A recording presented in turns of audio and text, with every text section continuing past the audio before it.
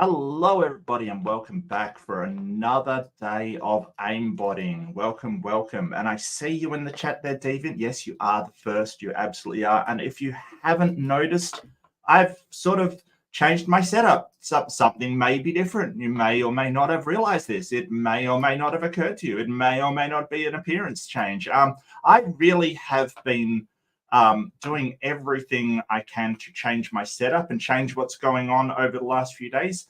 I do apologize if anybody is blown away. I've changed everything about my room, my setup, where my gear is, my system, my desk, my coffee cup. No, I'm joking. The coffee cup was always very mobile. I'm 100% joking, but the rest is true. I've actually moved damn near everything in this room. I've even had to move bookcases out into other areas of the house and like just change everything. So I apologize if things are not working.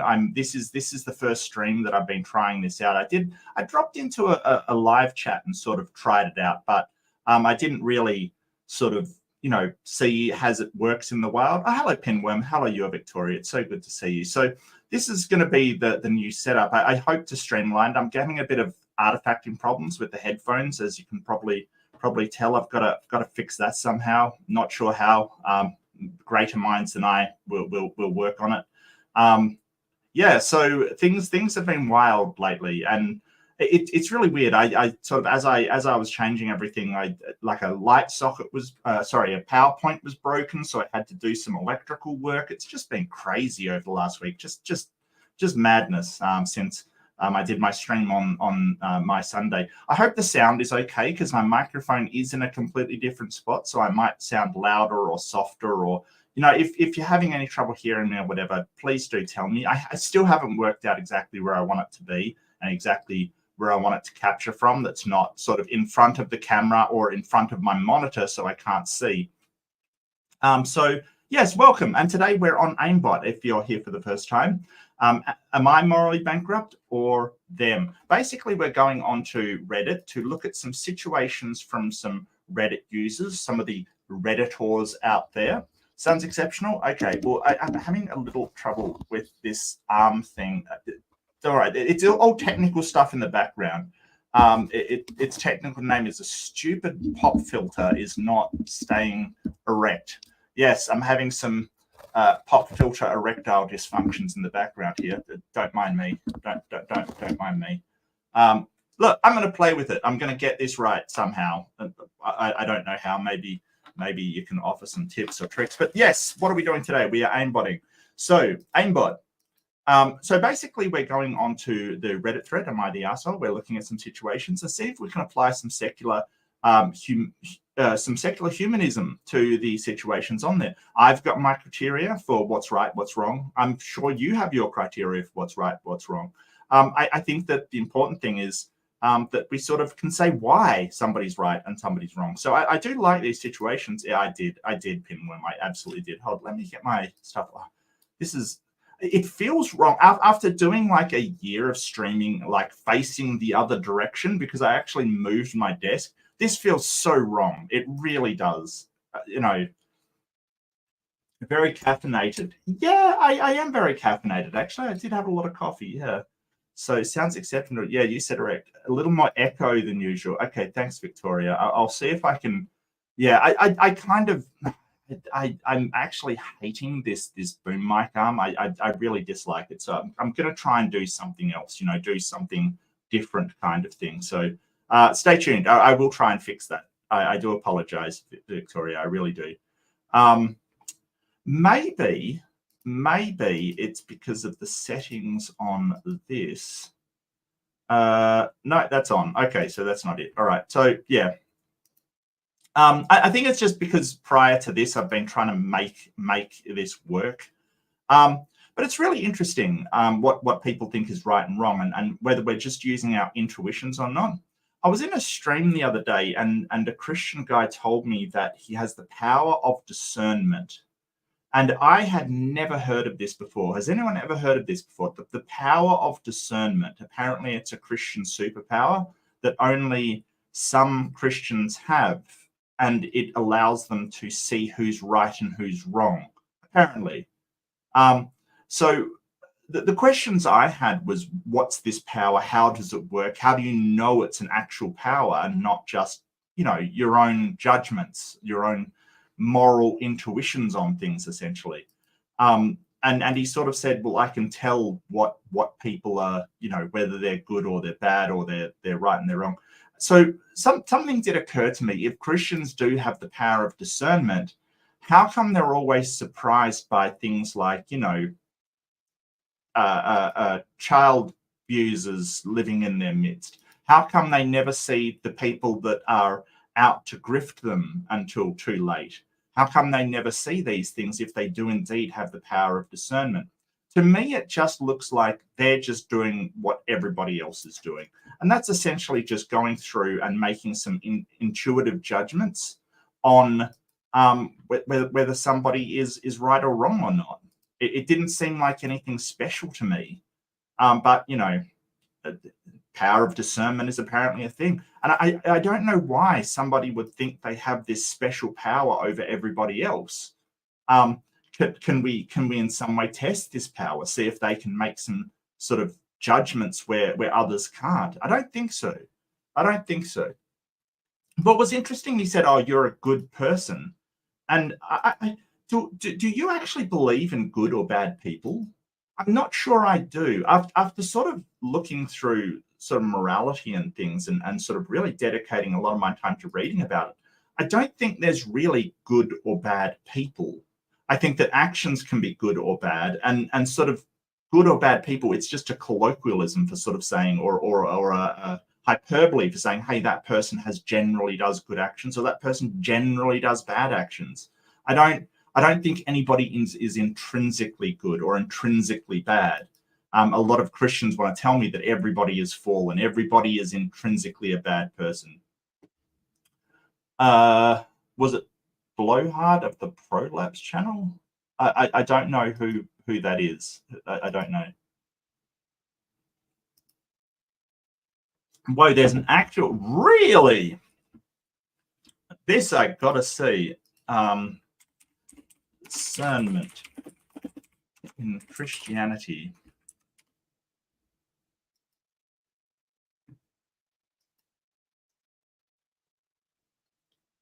Oh, it's got a Wikipedia article.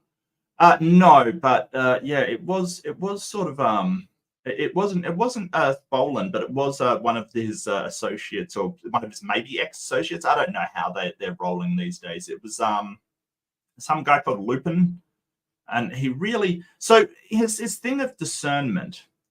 Okay, let's have a look at this, because it does also have a Wikipedia article. I gotta say. So I'm very interested in this, because I've never, like I said, I've never heard of this before. I've never heard of this before. Right? This was news to me. Right? This was absolutely news to me. I've never heard of Christian discernment, that they have this superpower of knowing what is right and wrong just through I don't know, mutant genes or something. I don't know. God tells them. So the definition that was given to me in the stream was sort of recognizing the Holy Spirit in others, kind of thing. That's what was given to me. And I was like, I have never heard of this before. So Christian spiritual discernment is distinct from secular types of discernment because every decision is to be made in accordance with God's will. Really? How do you know what that is? Like, how do you know that what you're sort of going to is in fact actually God's will? How do you know that? I don't know how somebody checks that. The fundamental definition of Christian discernment is a decision-making process in which an individual makes a discovery that can lead to future action. A decision-making process in which an individual makes a discovery that can lead to future. Isn't that like every single discovery ever? In the process of Christian spiritual discernment, God guides the individual to help them arrive at the best decision. Really?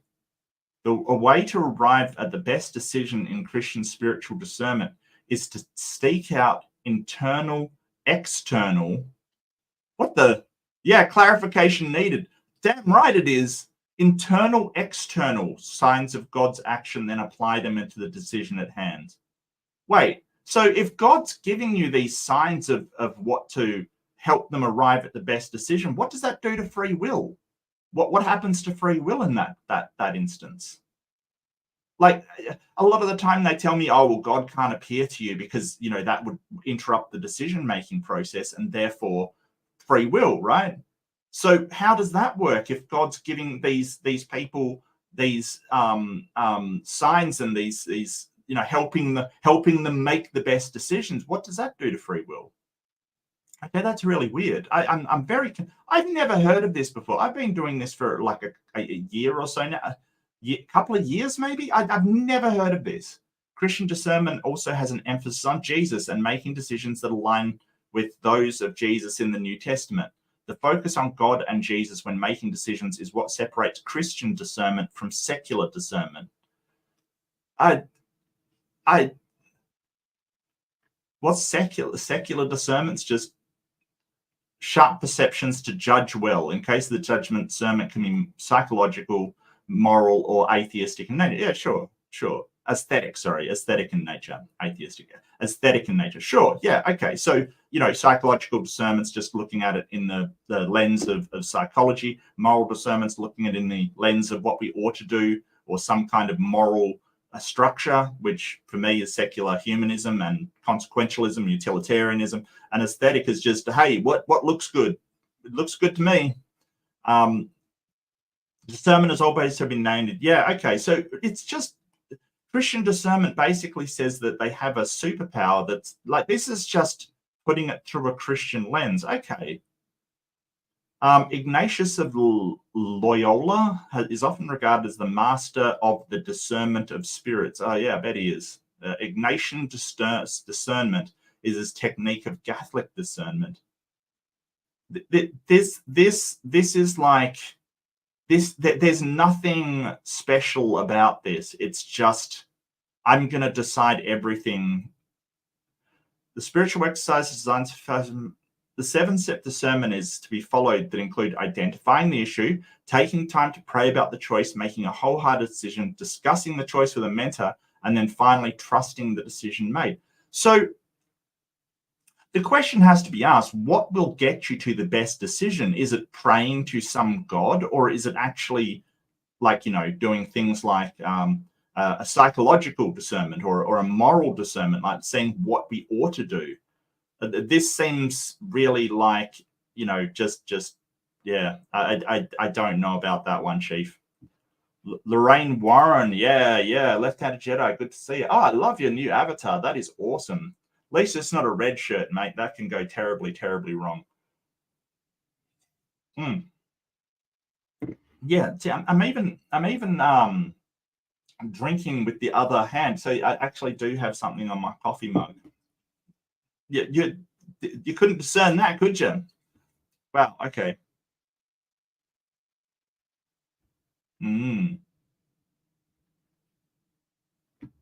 Okay, never heard of this before. But that's not why we're here. But what was really odd was that the guy that was telling me about this Christian discernment, and what was really weird is sort of, so, he was sort of framing it as this special power of discernment. He could see things that others couldn't. And so I said, well, use it on me. What do you think about me? Like, please go for it. And so this Christian Lupin, he sort of said, well, you're searching for something. And it immediately occurred to me, that's a Barnum statement. So Barnum statements are those which sort of, they seem significant, but really they can be applied to just about anybody, right? And I'm not really searching for something in particular on the internet. I'm just curious about people's beliefs. So I sort of said, well, you're wrong. I'm not searching for anything, but this is sort of the framing that Christians do. They'll say you're searching for something. Something's missing in your life. Is that a statement that can be applied to a particular person, or is that a generalized statement that sort of describes the human condition? And it kind of is. it's one of these Barnum statements, like we sort of say, hey, you will meet a dark stranger kind of thing. Well, that could mean a dog or a human, and sort of we fill in the blanks. Yeah, it is cold reading kind of thing, but it's done very badly. So Barnum statements are kind of, they can be done to literally anybody. Like, Barnum statements are very, very loose statements. He wasn't very good at it, and I sort of said, well, I don't believe you have this superpower. I don't think you actually have any kind of power. You're just sort of, but I feel like the next thing would have been, well, actually, you're searching for God. Here's the answer for you. So instead of cold reading, it's more cold writing, I guess, that they're projecting and trying to, I really felt like that's where he was going with this. But I could be wrong. But that's where I really felt like he was going to this. So that's apparently Christian discernment. But I really do feel, or I really do believe that, instead of sort of looking at the light of what God wanted or what God wouldn't want, which nobody can ever agree on. And it seems to me like sort of what God wants and doesn't want always seems to be turned down, what the person wants or doesn't want. I think looking at what we ought to do through the lens of human well-being or your own well-being, or, will this thing benefit the most people or the least people, or cause suffering, or there's other ways to look at what one ought to do than sort of external internal signs. It doesn't sound very good at all. So and the second thing he said was he thinks I'm a good person, and I don't think there are intrinsically good people. Actually, what he said is that he thinks I'm a good person by human standards. I love it when they throw that in. Anyway, let's get to the meat of the episode, and that is the AIMBOT. So what we are doing is passing this through a sort of secular humanism lens, I guess, and use the power of discernment to see who's in the right and who's in the wrong. And because I was trying to get my setup done, I haven't actually done the poll responses. So give me 1 second. But I'd love to know what you think. Like, have Christians tried to do this to you guys before? Like, have they tried to sort of tell you that they can sort of tell what you're about through some sort of divine superpower that they've had? I've never encountered this, and no one's ever done that to me before, and it's just it's wild. It's absolutely wild. I had to talk about it. It's wild. It's right. Yeah, I just quickly brought this up. Yeah, I tell you what though, I really want this new setup to work, and I'm not entirely comfortable with it. I might have to settle into it a bit. Yeah,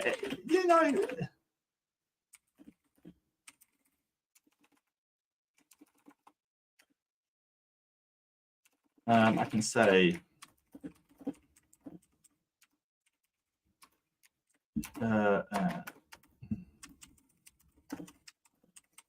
But do feel free to give me some feedback on my setup. I don't know. I'm very, very sort of anxious about it. I don't know why. I just feel like it's not where I want it to be. I think I'm going to have to play around with stuff.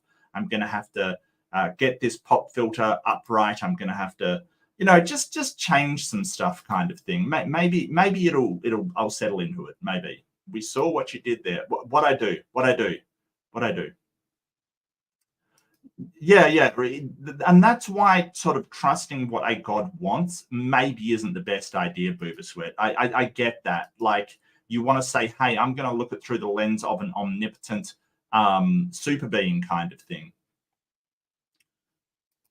Oh, yeah, I was going to do election stuff. I don't know.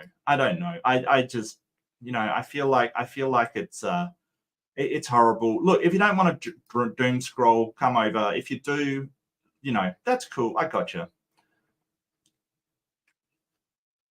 Gotcha. Okay. Gotcha. All good. Hey, good to see you, mate. Good to see you.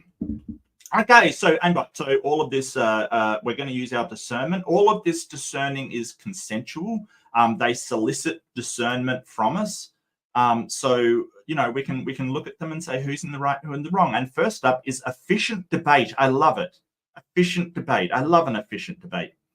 Am I the arsehole for no longer taking part in meals with my family because they won't accommodate my wife's allergies? Absolutely not is my first thingo. Absolutely not. No. Why? Why if they don't want to accommodate your wife's allergies, why would you go to meals there? Like I don't understand that. That's you know, why wouldn't you just go, well, my wife isn't welcome at these meals because you're okay. Okay. My wife, 25 female, has food allergies, and they can be deadly dangerous. Like, this is the thing, food allergies are no joke. Shellfish and peanuts are our most serious ones, but she's also allergic to celery and soy. She's used to people not willing to accommodate her or being lazy about it and thinking they can make food with one of those things in it and just not putting it on her plate.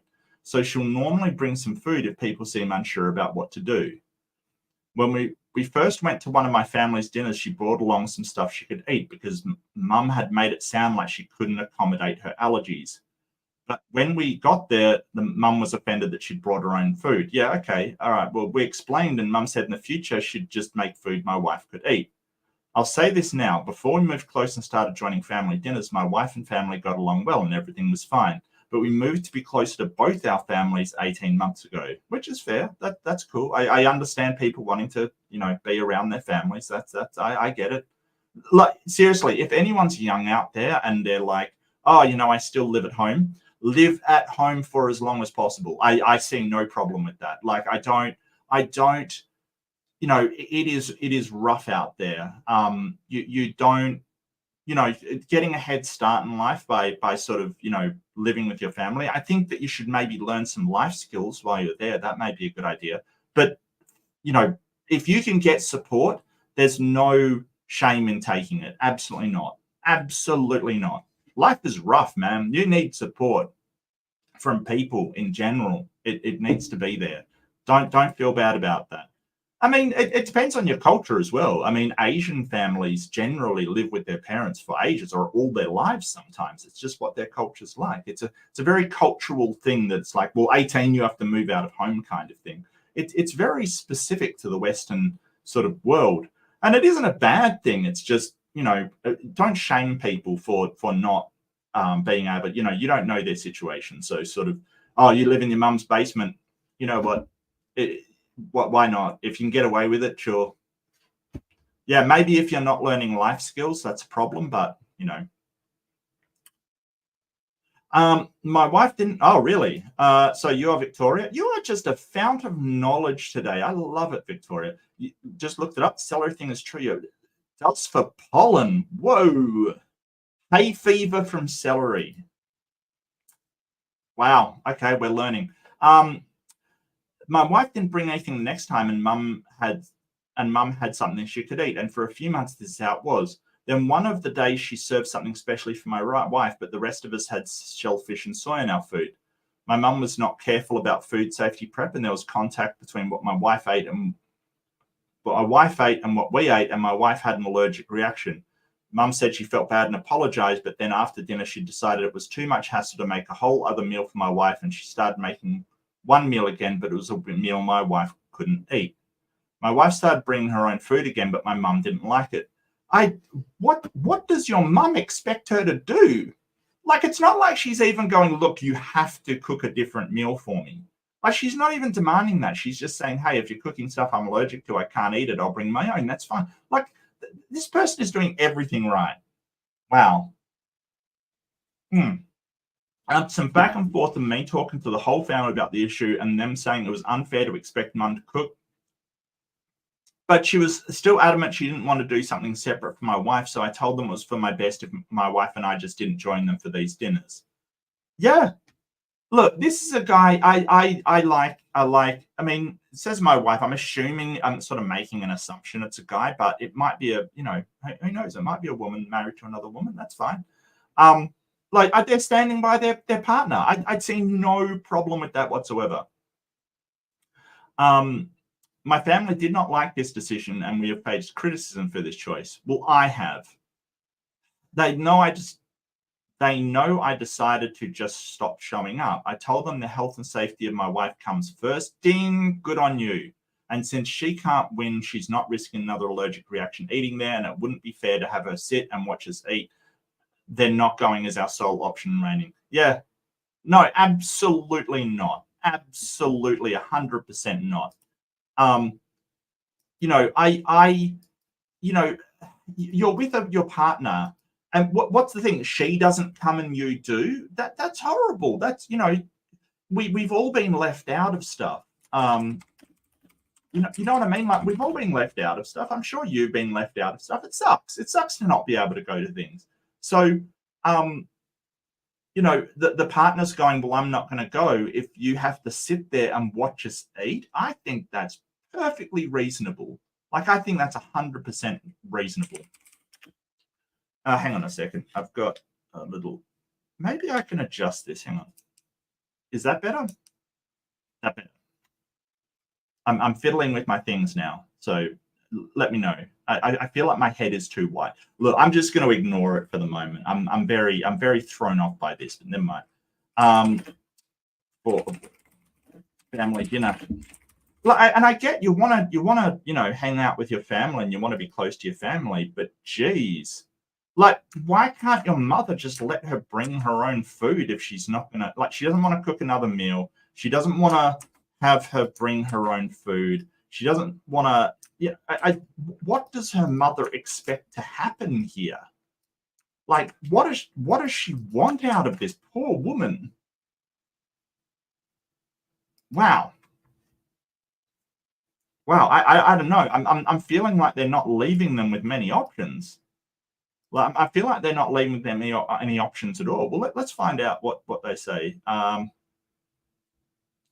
Okay, Sultan of Sphincter. Yeah, nice. I'm confused on how your wife bringing her own food has any impact on anyone else enjoying the meal. What does your mother expect your wife to do? Sit there and watch everyone else eat? Yeah, that's sort of my feelings. But also, it's a very sort of outdated thing that it's a very matriarchal kind of, oh, you know, mother being head of the household, that she makes the food in the house kind of thing. I thought we'd, like, with certain situations, we'd kind of move beyond that, you know, especially if someone's on a diet or something, you know, like, ugh.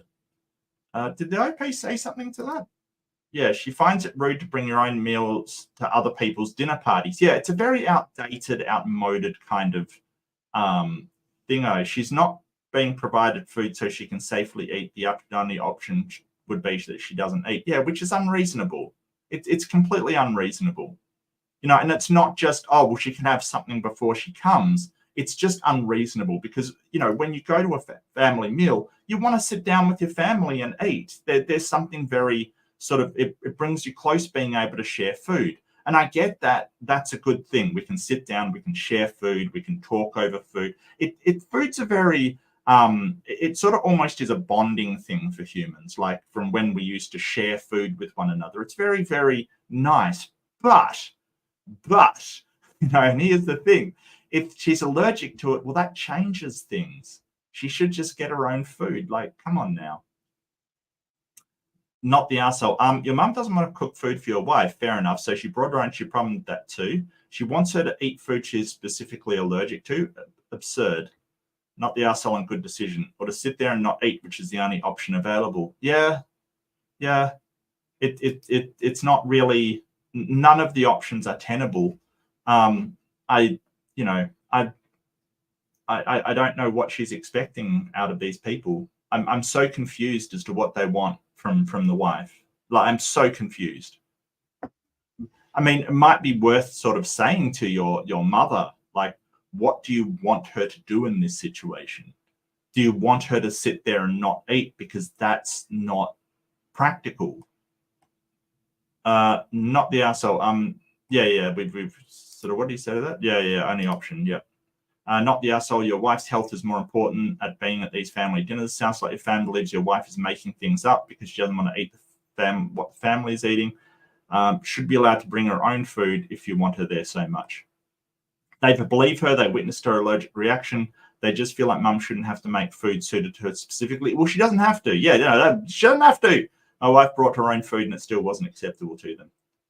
Why the hell does your mum have to cook with Shauna? Yeah, okay.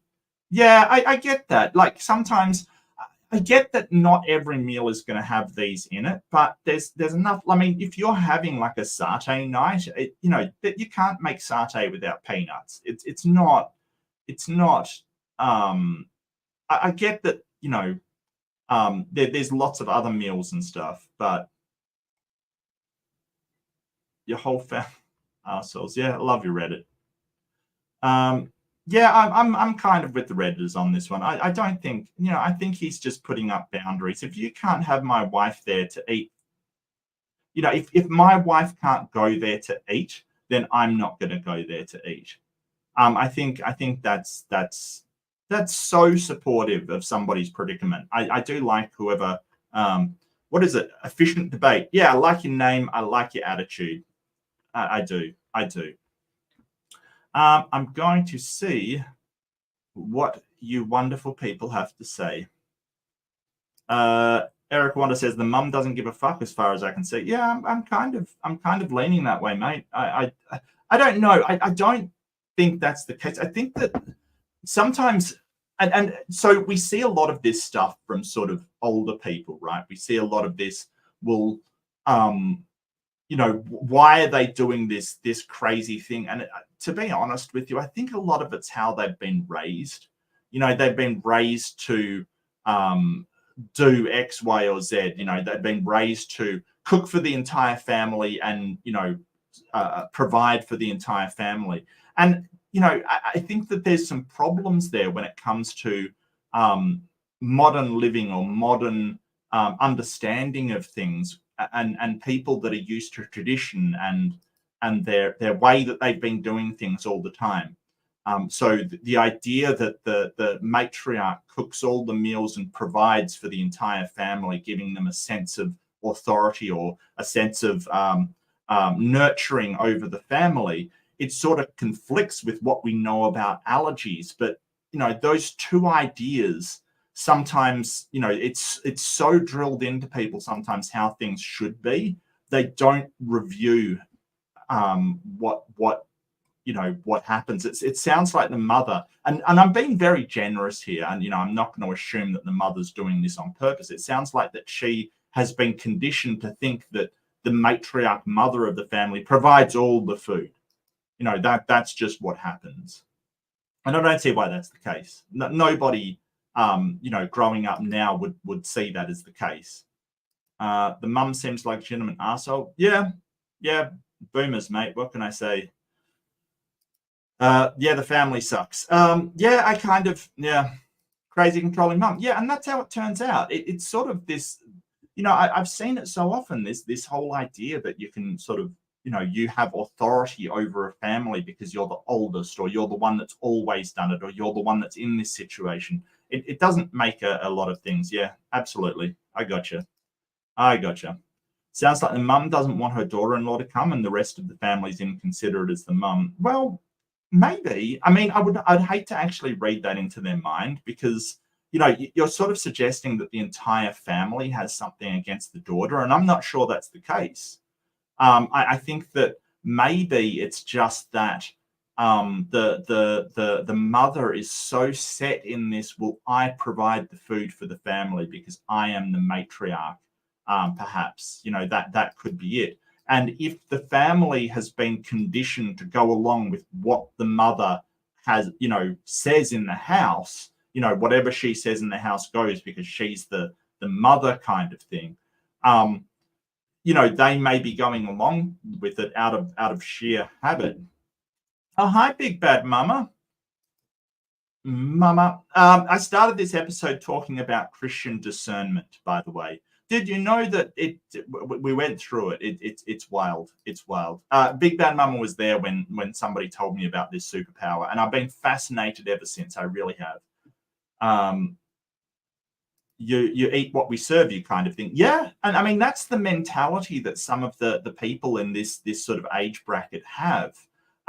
They were raised with, oh, well, the kid didn't like something, you just forced them to eat it kind of thing. And it we know now from allergies and stuff that can be a really bad idea, but some older people have a problem with it. They think that if you have sort of an allergy, just eat it and you'll get over it. And we know that's not the case sometimes. Back in the dark days when people used to just die when they had something, it can be a problem. Deviant Outcast is right about everything she says. I haven't seen her go wrong yet. I haven't seen that. Yeah, and tradition can be overwhelming. Here's the thing about tradition. If there's no actual practical purpose for it, I don't see the point of tradition. I'm not saying there's no practical purpose for tradition. Like, it can be bonding between people. It can be uplifting for people. It can certainly help people out. But at the point where there's no practical purpose whatsoever for a tradition, we shouldn't live and die by it. We shouldn't die on that hill kind of thing. Like, there's no point to it anymore.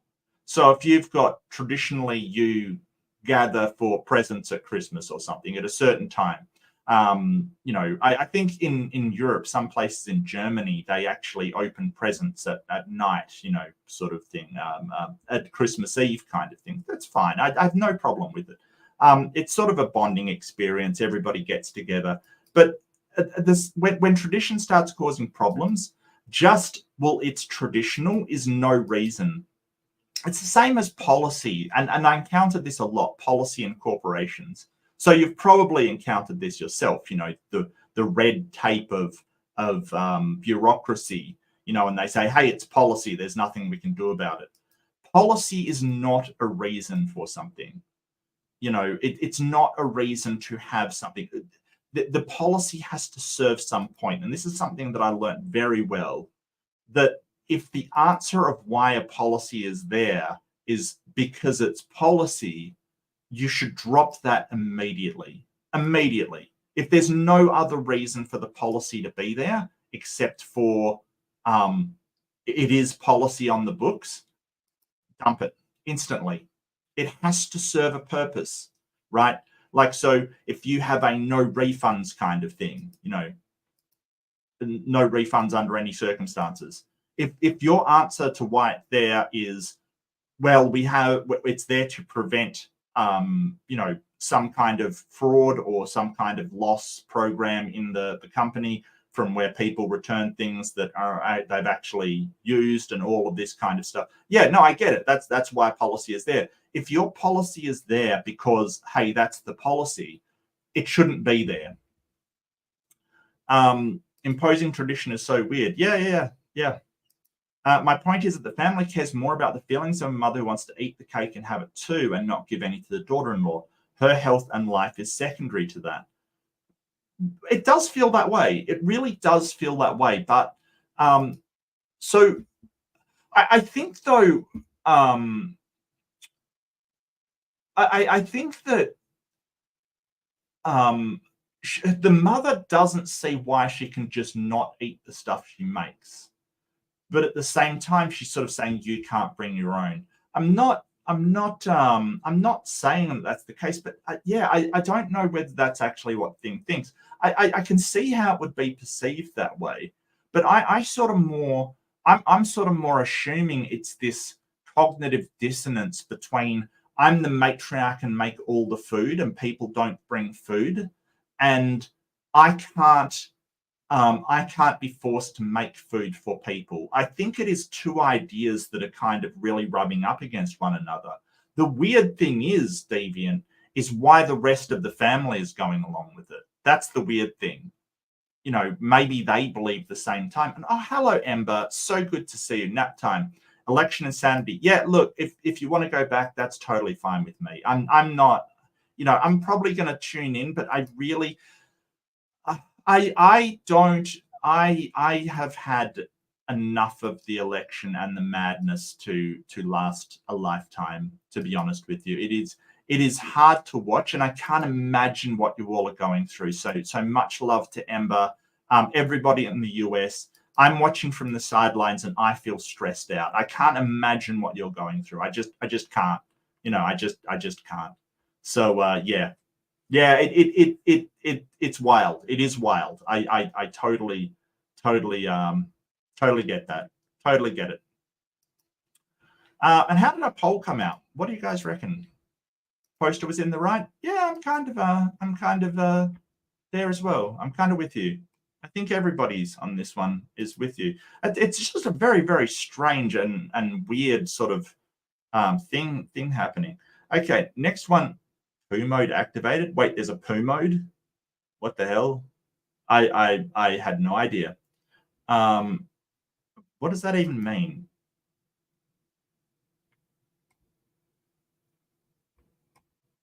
I don't know what that means. Reddit's such a weird place. It's so weird place.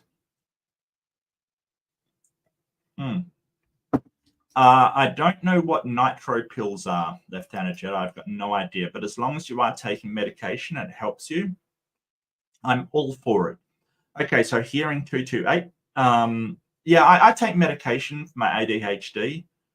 It's wild because it's technically a stimulant, but it does help me sleep, which I find very strange. And the doctors go, no, that's not strange. And I'm like, it just sounds counterintuitive. Am I the asshole for planning a Disney trip without my stepdaughter and leaving her with her father? Oof, that's got a sting, right? I'm sorry, that's got a sting, like off your heart. Okay, well, you know, you have a big heart, and I hope it goes well, Jedi. I really do. Am I the asshole planning? That's gotta hurt. You know, if you're talking about Disneyland, but you're not forced to take them. Okay, let's find out what the problem is here. Poo mode activated. I don't know what that means. Yeah, no, I totally get you, Outcast. You're absolutely right. Even for strange reasons, yeah. It's odd to see, like, was this how, you know, the socialists, you know, the communists and the people that opposed World War II German stuff, was that sort of how they felt when seeing everybody support you know, an obvious tyrant? I don't know. I seriously, it's weird. I, 41 female, and my husband, 41 male, have 4 children. I have 1 child from a previous relationship. He has 2, and we have 1 together. Okay, that's a real mixed family there. You have 1 child from a previous relationship, 2, and 1. Okay. We have always treated the children as equally as possible, though with extended family, they don't always go on the same trips if we don't go. X, his parents take his children on vacations, and my child doesn't want to go without me. This has never been an issue. But when we plan trips, we always take everyone. The problem is that my stepdaughter, 16 female, doesn't really like anything anyone else does, or she will like it until someone else does. X. What did X mean? Explanation. Example. It's example. Look, if you're going to do example, if you're going to do an example, do IE or something. What does IE stand for? It stands for something. It's Latin. It means something. EG stands for example. Okay, IE, that is, or in other words. Okay, so do EG. What is this EX stuff? What is this EX stuff? Stop. That makes me feel like that's your ex's opinion. She really wanted to go on a winter trip to Colorado for skiing. None of the other children were that excited, but seeing as it's hard to find things she liked, we went. She was excited until the other kids started enjoying it too. Then she wanted to leave. This pretty much happens when we went on trips to the zoo, museums, anything. And if other people are already happy about it, she hates the idea. Wow, okay, I'm not sure if that's very healthy, to be honest with you. Id est. Yeah, that is. Yeah, you're right. Id est. There you go. So we have an academic in the audience. Always amazing. I love you being in the chat, Davey. Now, it's awesome. Actually, I love everyone being in the chat. Eric and Left-Handed Jedi and Victoria, Big Bad Mama, Ember. All of you are awesome. And Booba Sweat, also Booba Sweat, and Pinworm. Pinworm's there as well. I just want to do a bit of a shout out. None of your children. Yeah, okay. Well, I mean, I don't know. Maybe she thought skiing was good and then got there. I don't know. I want to think the best of the kid, but yeah, I don't. You know, what are you supposed to do to that? Like, you can't change that. You know, she wants to go to these trips as soon as anyone else. It's a bit weird though. As soon as anyone else likes it, she doesn't like it. You know, she doesn't like it. That's very strange. I don't know why. Perhaps it is sort of a rebellious. I mean, she's 16. She's sort of at that sort of age where you're really so rebellion against your parents, right? And I don't know if anyone else who was a rebellious teenager, because I certainly was. But I think it's normal to have some sort of rebellion against your teenagers, against your parents at that age. Just something, you know, it doesn't have to be huge, but just some kind of rebelliousness. It's sort of us growing up, we have to have our own minds, and we go through a period of disagreeing with our parents on damn near everything. You know, it sort of seems natural for us to do that. We thought that maybe she wanted time with each parent alone, so we did that with both her mum and dad. She still complained the whole time. Her counselor said maybe she wants activities with both parents to show they get along. They did that, but if they show any enjoyment at all, she hates wherever they're doing. We've done girl days with her mum and I, and she hates it. We have found the less enthusiastic we are, the more she wants to do it. Yeah, it sounds just like teenage rebelliousness to me. This applies to meals too. If someone else likes something, she finds a way to criticize it. It's like she can't let anyone else enjoy anything. She also likes things more if no one else wants to do them. This also happens when she goes with her aunt and cousins. Her sister is not like this at all. We've asked her if she has any insight. Their mother has too. She comes up with nothing other. She's just a bitch, and shrugs. Wow, okay, that's really, yeah, no, I don't think that's the case. No, it sounds like she's 16 and she there's probably something going on in her life. She's not happy with things, and you know, she wants to rebel against her parents. What I want to find interesting is that if she does it with everybody, it happens with her aunt and cousins as well. What about her sister? What about people her same age? I do know that there is a tendency for people who are young, like teenagers, to reject anything that came from the previous generation, right? So you sort of go, you know, I hate your music, I hate your this, I hate everything about this previous generation kind of thing. And it's normal. It's sort of a rejection of, you know, there's nothing that will make stuff uncooler than somebody my age trying to use, like, you know, skibbity toilet and stuff like that. It's terrible. It's an instant like, oh, what are you doing? Don't make it uncool. And that's fine. I get you. You're trying to reject the paradigm and the zeitgeist of the previous generation. I get you. It's fine. You know, reject it. It's fine. It's not a problem. But it may be that hey, she just could be a bitch. Who knows? I don't know. But I don't think, like I said, I don't think people are inherently good or bad. There's something that has happened to her that makes her unable to sort of that has to be contradictory. I mean, we've all met that person, right? We've all met that person that contradicts everything, and as soon as you say something's good, they say, "Oh, well, no, it's bad in this way. I don't think it is." Right? They have to be contradictory. So I think that maybe that's the case. Maybe that's just what her personality is like. But usually those people that are contradictory, it's not just they want to be contradictory. It's that that the act of contradicting gives them something that it serves a need or lets them cope with feelings. So, for instance, if somebody feels inadequate, kind of thing, if they feel like they're not, you know, smart enough or not learned enough, they might contradict with people because it makes them feel like they're smarter or better, or, you know, in some way better than the people around them. So insecurity can turn out like that. We've all seen it before. Somebody that sort of is so insecure about how they're having a discussion or how they're arguing that they basically say, "Oh, you know, your arguments are absolutely garbage," you know, debate bro, basically, stuff like that. And it really is insecurity.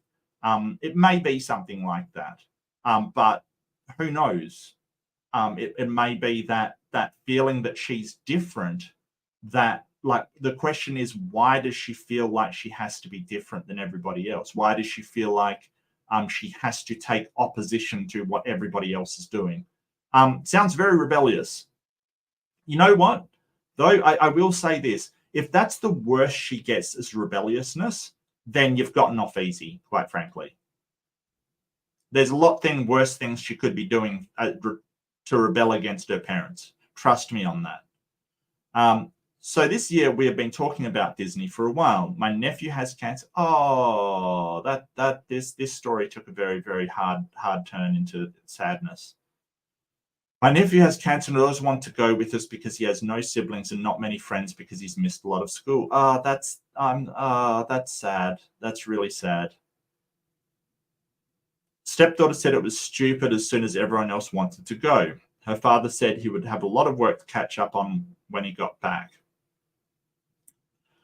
He does seasonal work and has to take the work while he can. The kids agreed that they wanted to go and he wanted us to, so I made the plans and we decided to go back another year with all of us. Okay. I made the reservations for myself, sister, nephew, and 3 of our children, deciding stepdaughter can stay back with dad since she didn't want to go away. My husband says I'm the arsehole for not planning her to come too, but I don't want her ruining with the trip with complaints with my nephew there. Am I the arsehole? To clarify, I asked stepdaughter multiple times she wanted to go as I planned, so I would know at an early stage if she changed her mind. She was adamant every time that she didn't want to go. Her dad always says she doesn't want to go but would regret missing out. This is based on last summer's vacation when she said she didn't want to go but loved it. We're at a campground and it rained the whole time. We're pretty miserable, but she thought it was funny. Okay. Maybe she needs the happiest place on earth. I think she's in therapy, mate. I think she is. Okay. Yeah, I don't see a problem. If you've asked her whether she wants to go and she says no, what are you supposed to do? Force her to go? I don't know what the step that, I mean, the step that is sort of expecting her to be with the daughter. I get that, but if the daughter doesn't want it, I don't know what you're supposed to do. Not inviting stepdaughter to Disneyland. Okay, I don't. Just one thing.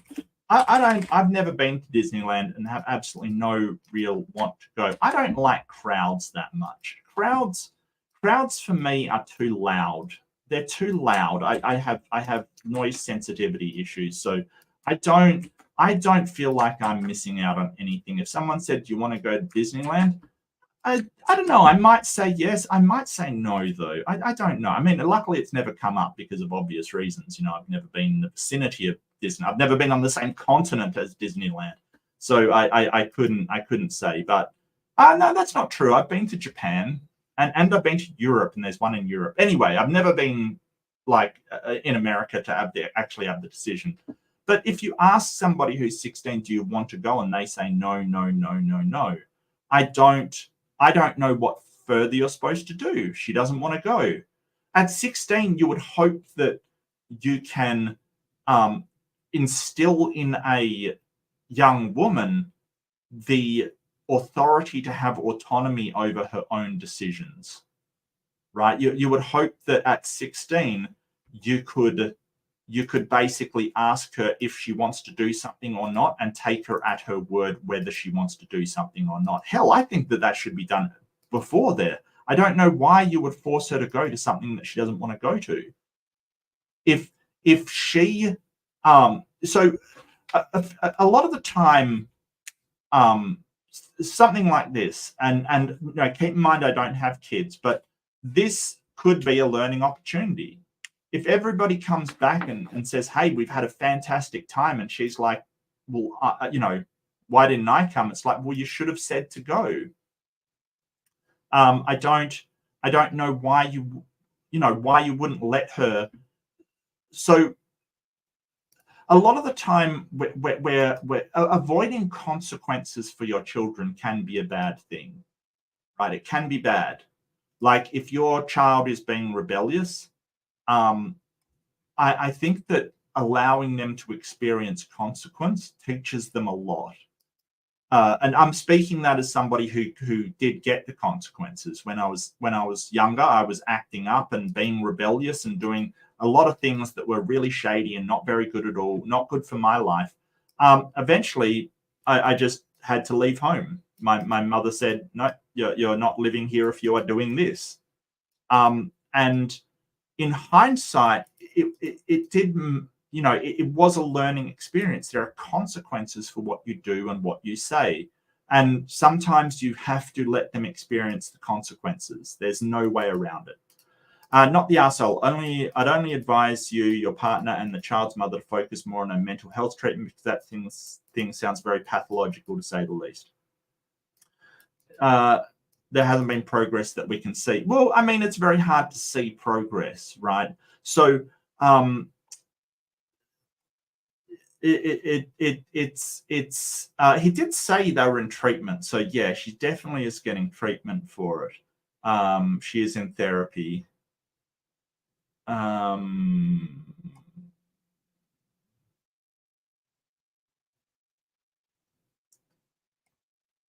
was pretty sure she did say that.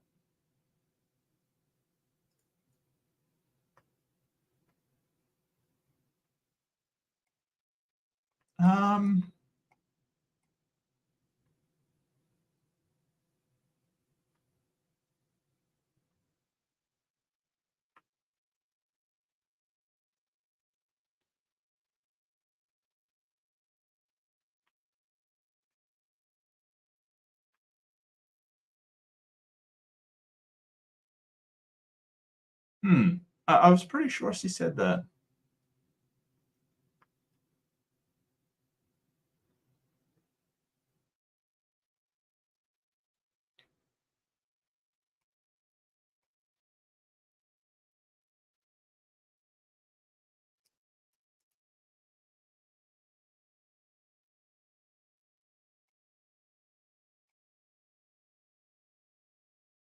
I don't know. I thought she was. I thought I saw that somewhere, but I don't know. Her counselor, yeah. So I don't know what they mean by her counselor. They may, like, if you're talking about a guidance counselor at a school, then that's probably not enough considering this set of circumstances. You really need a professional therapist. So I'm assuming that's a mental health professional like that is seeing her, but if it's not, it probably should be, kind of thing. And what did that say here?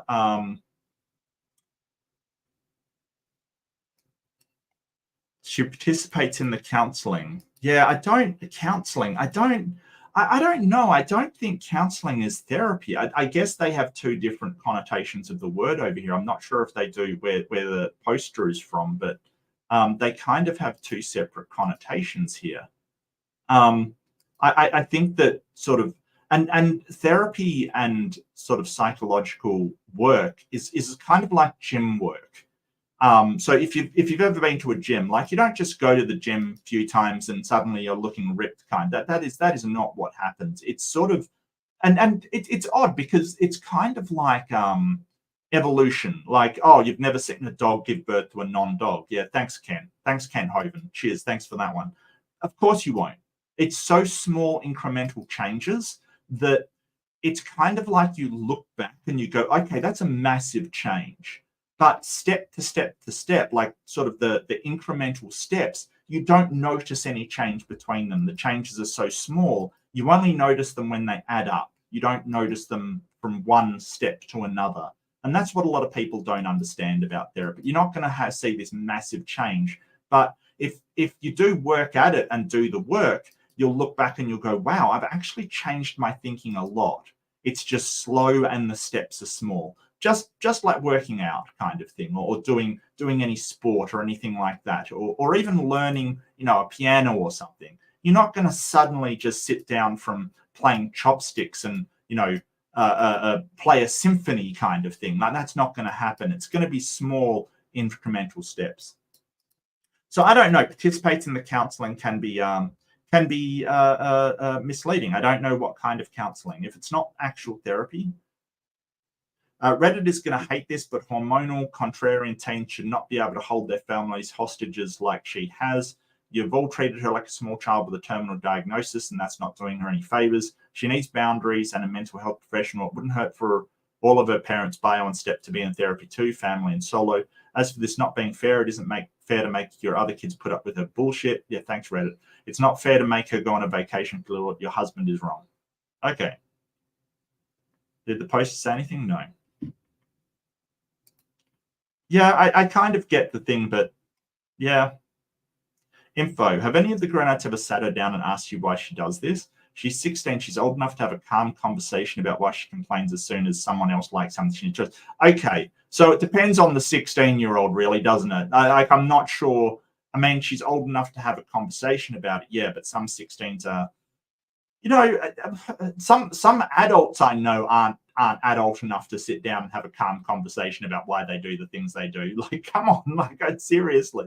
I think that, yeah, most 16-year-olds are. Gotcha. Totally understand. Not all of them are. I don't know.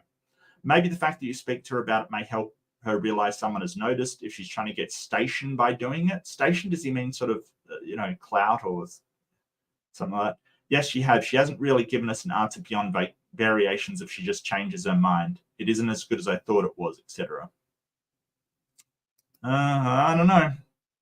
Not the asshole. It sounds like she's struggling to find her individuality. Yeah, that's what I was kind of assuming, that rebelliousness, trying to find out who you are and, where you fit kind of thing. I wasn't this extreme, but I definitely thought if I liked things people weren't keen on or didn't know that I was unique and special, I didn't want to like the same things as everyone else either. I'm glad to say I grew out of it when I want to enjoy things with others and share experiences. You're doing a great job in trying to help me figure it out. Splitting time and activities with all parents. I think not bringing her is the perfect solution for everyone. You deserve to enjoy any vacation, but it's such a pricey one. I wouldn't risk an upset. My advice when she starts grumping at places is to straight up ignore her. Keep having fun and letting her launch to join. That's pretty good advice, actually. I do like that. Was there anything in particular that helped you grow out of this? Did we get a response to that? I don't know. Not really.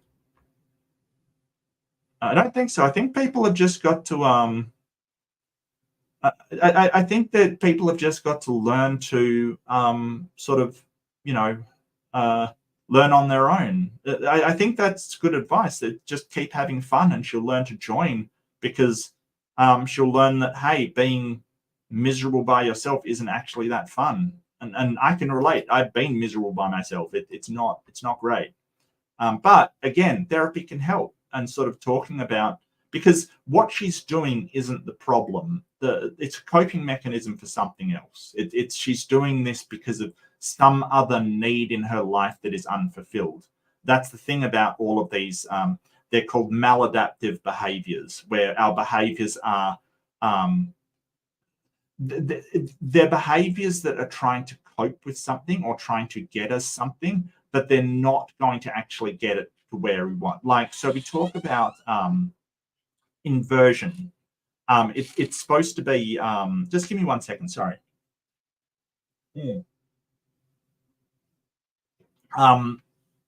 Inversion, right? Used to be called overcompensation. I do know that therapists, they don't like that term that much anymore. They call it inversion. But essentially it's the same thing. So if you're insecure, you will, or somebody might, I'm not saying you in particular, anybody in the chat. Oh, hi Phantom, good to join you. Yeah, I'm not doing election stuff today. I just no, I refuse. So overcompensation or inversion, as it's called now. So basically, when someone feels insecure, they'll go around bragging, telling people how great they are, telling people how awesome they are, telling people they're the best person ever. That's a maladaptive behavior, because it's not actually going to convince people that you're secure and confident, right? There's nothing that shows somebody's lack of confidence more than them wandering around in the bar telling every woman in the bar how awesome they are. that isn't really a sign of confidence.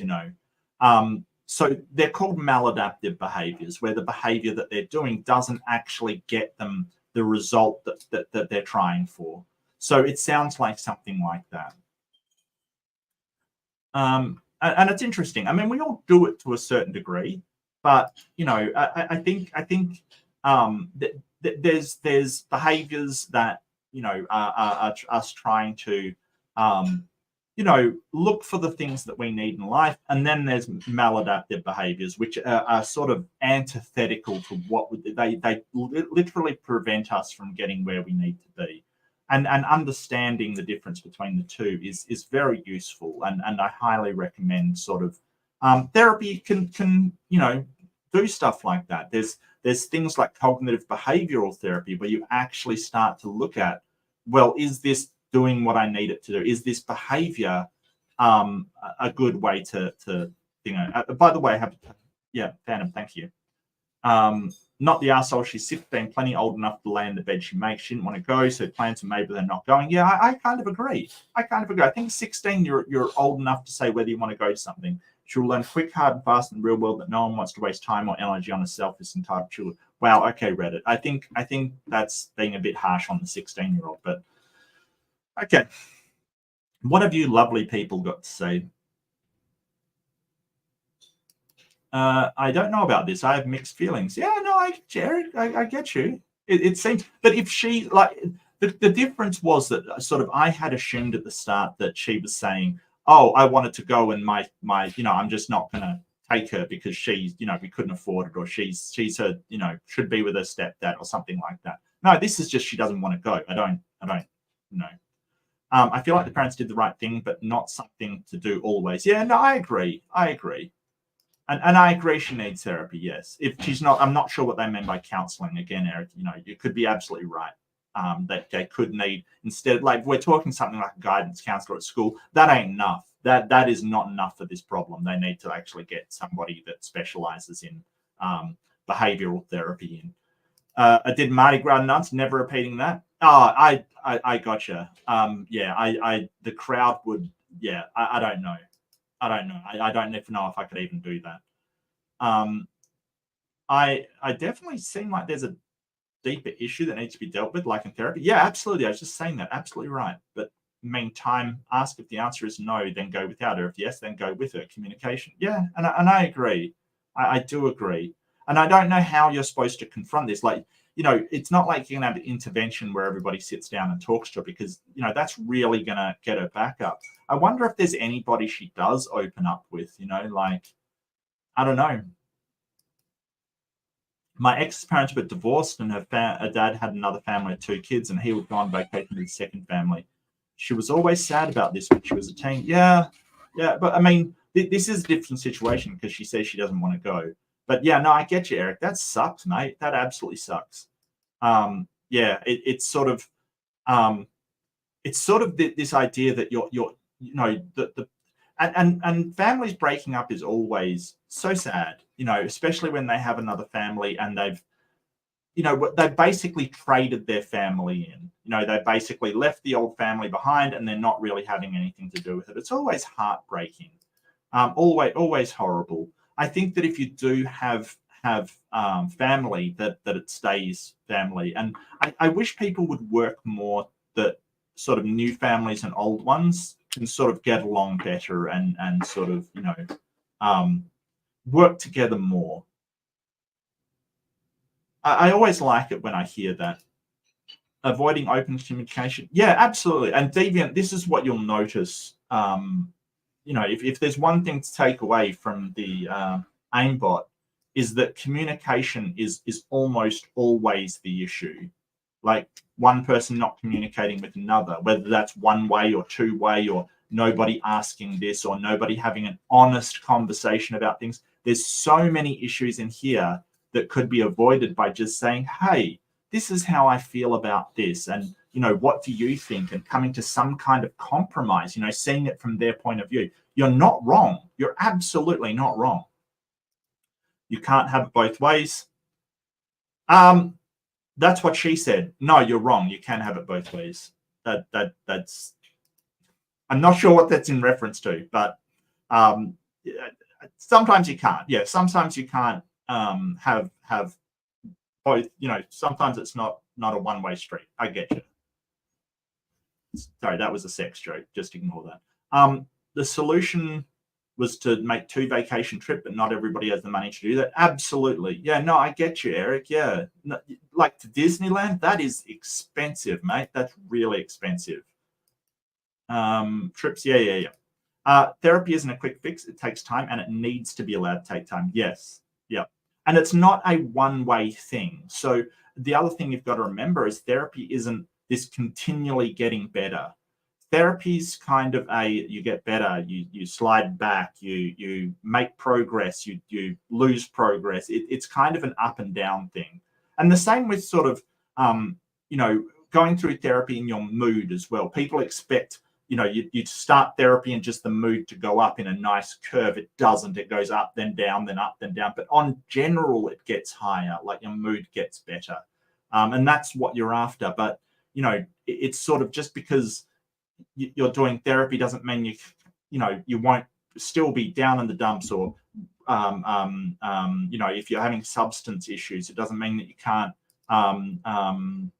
relapse, kind of thing, or do it again. Don't expect it to just be a smooth ride up. It never is. Life doesn't work that way. At the end of the day, you love your kid. That's a blanket statement. That's not a blanket statement. It's an order. Yeah. Is there any exceptions to that, Deviant? Is what I'm wondering. If like your kid is Dahmer or something, or Trump, maybe it's a lack of love that led those kids to do what they did. Trump seems to suffer from a lack of love. I'm sorry, I'm not going to go on about the election. It's just wow. There's an election tonight. There's a live tonight. It's not about the US elections. That's refreshing. Yeah, well, I mean, I'm not in that country. It's important to me, but I'm not going to stop what I'm doing. And look, I have had to cancel this stream because of debates. Like the US election debates. I'm refusing to do it now. This is what I'm going to be doing. I don't care. I enjoy doing it. They can deal with it. I don't care. And numbers don't mean that much to me either. Like, it just doesn't matter to me. I want to do what I want to do.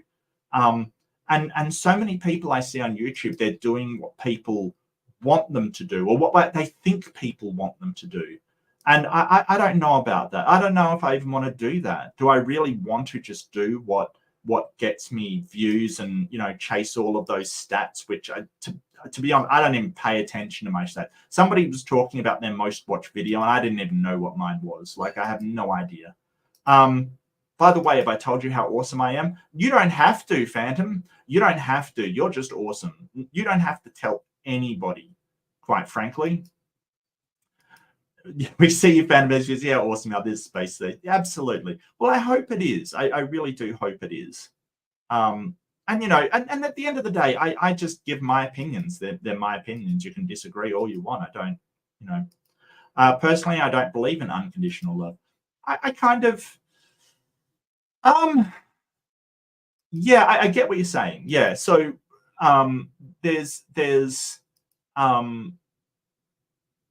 there's always things that happen that you should not love somebody if they do something like that. If somebody is abusing you, so you could frame it as, well, your love is conditional, or my love of you is conditional of you respecting me, kind of thing, or you not abusing me, kind of thing. I get what you're saying. Yes, I do get what you're saying.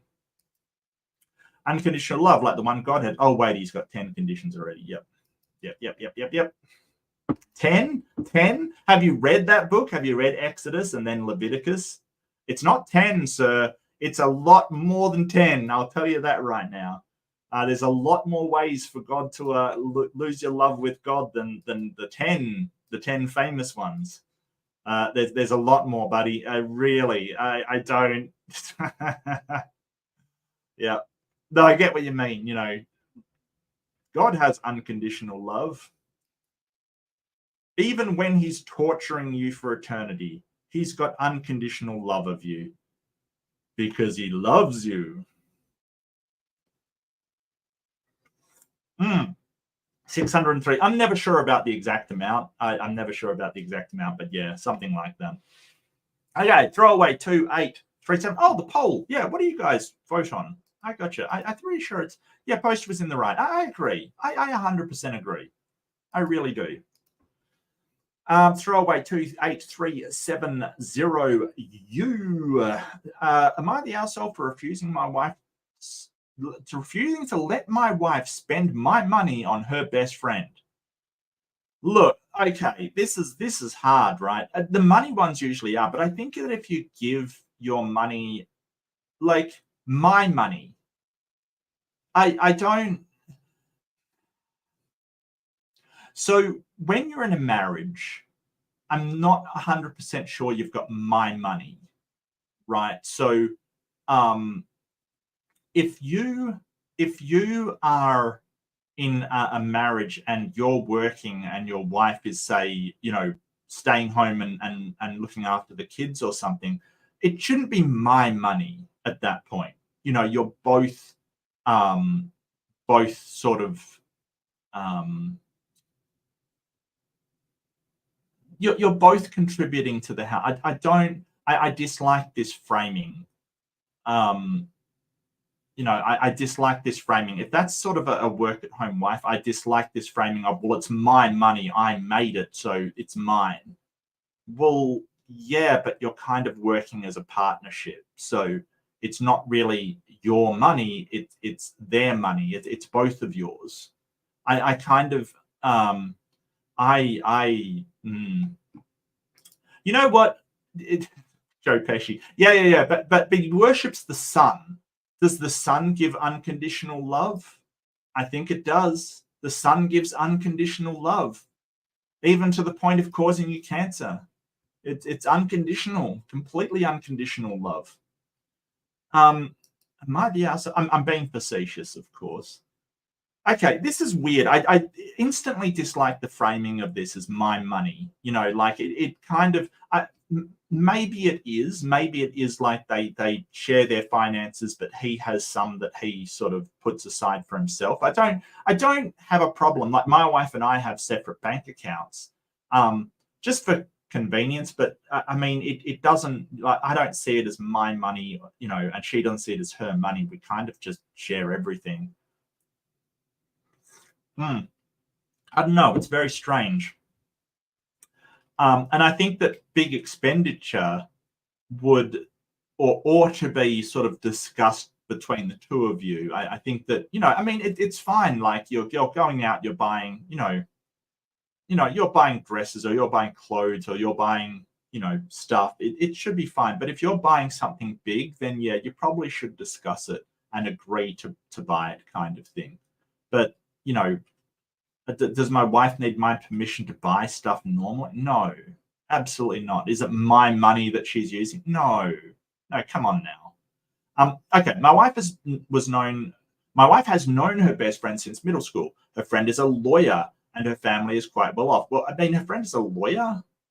Okay. She makes a lot and is pretty generous with it. Okay. My wife has had a few things paid for by her. Specifically, she covered my wife's portion of her bachelorette trip. You went a trip for your bachelorette? Is that usual? That sounds like first world problems, to be honest with you. Okay. The other friends didn't make much, and so she covered it. She has also paid for a portion of my wife's rent twice, and she normally pays bill if she and my wife go out for food. I feel sorry for people who are renting as well. It's such a horrible thing to have to do, is to pay money into a property that isn't your own. I think people should get out of renting as soon as possible. But the housing market is so fucked. I know it's so hard to do. Like, don't get me wrong, I'm not unaware of the situation. It makes me sad that renting actually exists, kind of thing. It kind of makes me sad. I think that too often people that rent properties take advantage of their tenants. I really do think so. But if you can, definitely get out of that, because when renting is a dead end for money, it just goes into a property that you never own. Renting anything is kind of, there's some things are fine, but like appliances and things, I'd never rent them. You see people be preyed upon by renting companies, or rent all your furniture and stuff like that. They never want you out of it. It's and at the end of the day, you can make the amount you pay in rent, you could have bought the thing over several times for the amount that you're paying in rent. So yeah. I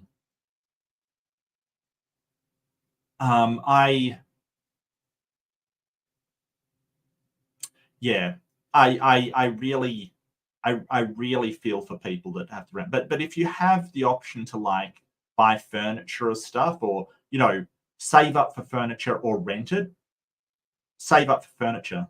Like just get a shitty couch to sit on in the meantime. Get boxes to sit on in the meantime. Don't buy a couple of bean bags, for instance, and just make do. Doesn't matter. Okay, doesn't matter. Just don't spend money renting stuff. I saw a YouTube clip of somebody that spent like 1,000 something a month renting a computer, and the computer was probably like a PC. But, it's ridiculous. Don't rent stuff like that. Like just save up for it. Good evening, Andrew. It's very good to see you. I hope the election coverage is going well for you. This is the oasis of calm and peace in the madness. Welcome. Oh, should I get a more sort of relaxing picture in the background? Hold it. More relaxing picture. Is that relaxing? Hang on a second. Let me sort this out. I'll get something a little more relaxing for you.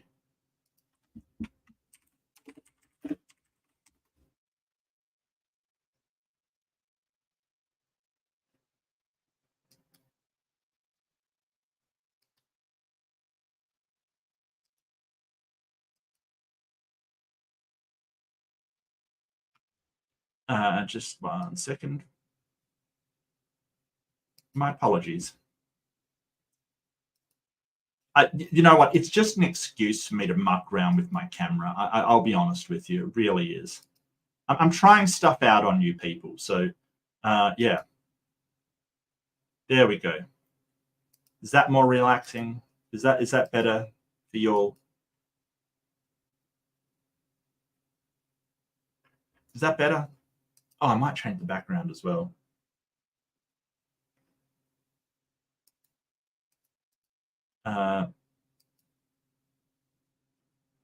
There we go. Nice calming blues.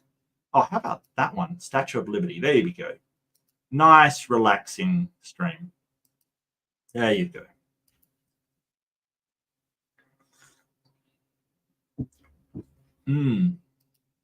Okay.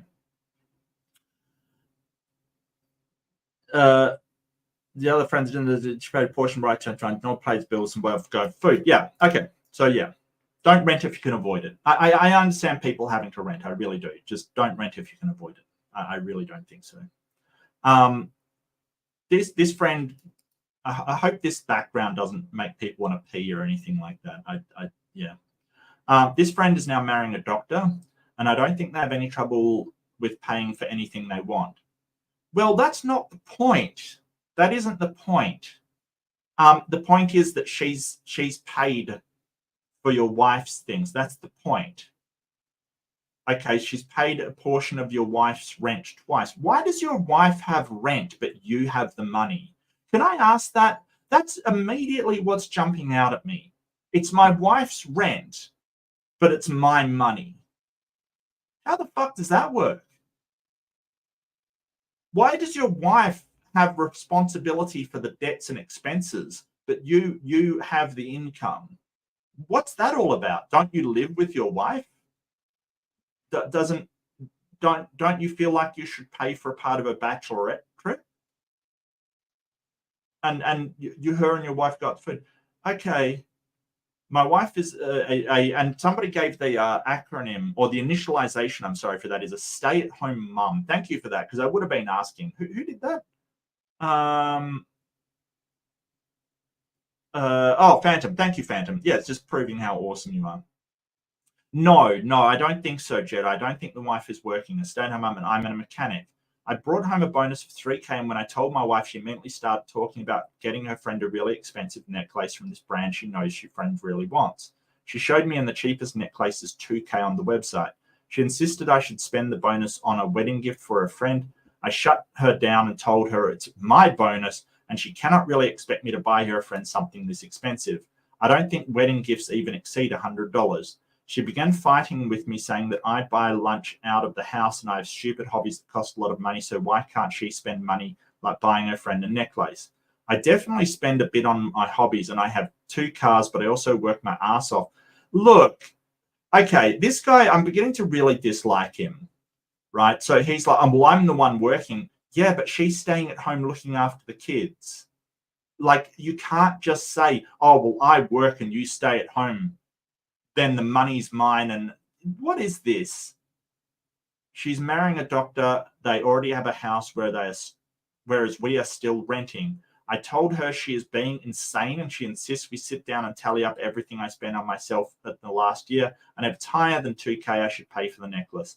I think it's ridiculous to compare the two. No, it's not. It's not ridiculous. It's not ridiculous at all. Like, if she doesn't look, wow, okay. This person that has paid for her rent twice, she pays the bills when they go out for food, she pays for stuff. Like, she wants to reciprocate. That's not a bad thing. And what your wife wants to spend money on is her decision. Ugh. I get that she insists her friend to spend a lot on her, and I also save money because her friend pays for meals and activities whenever they hang out, so she doesn't have to spend money. I get that the lopsided relationship isn't the best, but then she should refuse to do anything that costs too much and let her friend decide if she just wants to hang out without doing anything that costs money. She refused to talk to me now, and I'm wondering if I'm the asshole here. I kind of think that you are. I do. I think that he's sort of, he has 2 cars. How much did those cars cost? Like, if he's a mechanic and they cost, like, I'm assuming he did them up themselves, but the cars are really frigging expensive. I don't, and how much do people spend on cars? Wow, I think he absolutely is morally bankrupt. Like, he's acting like, well, I got a bonus, it's my bonus. Like, you just stay home. What century is this man living in? Like, maybe you could have a discussion and sort of say, hey, can we find something a bit cheaper, kind of thing? But if you're spending a lot of money on your cars, which you probably are, cars are expensive. They're really expensive. And you're spending a lot of money on your things. I think that sort of her being able to spend her money exactly as she wants. And it's kind of like, well, is it your money? It's both of yours. This is ridiculous. I really think it's, I don't know about this one, guys. I have very, very deep reservations about somebody who's married to somebody going, well, it's my money, but you have rent. There's something that makes me very upset about that. If she's a stay-at-home mum, she stays home and looks after the kids and stuff, how is she going to pay that rent? Maybe her friend paid it because you wouldn't. You asshole. And you've got 2 cars. you personally have 2 cars and you're complaining about her expenses. The thing that gets me is that when she's talking about spending 2K on something, it's it should only be $100. It shouldn't be that much. But when he's spending on himself, I bet his attitude isn't like that. I bet he's like, oh, well, that second car is expensive, but it's really cool. You know, like it just sounds like that. So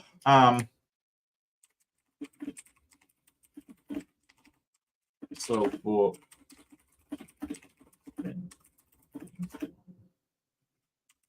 wife's friend. Yeah, I kind of, my initial reaction is, wow, this guy is being a jerk. Just the framing of it is what's particular. Like, it is rubbing me the wrong way. The friend has paid the wife's rent, but she's trying to spend my money. Shouldn't your money be paying that rent? Maybe that was before they were together. I don't know. To be honest with you, if my wife had a friend that has paid their rent, paid for their dinners,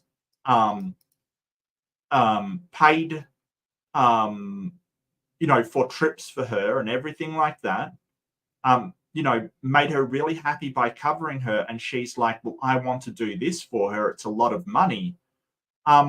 I would say, yeah, well, I mean, you don't spend a lot on hobbies. You don't spend a lot of all. I think we should do something nice. Sure.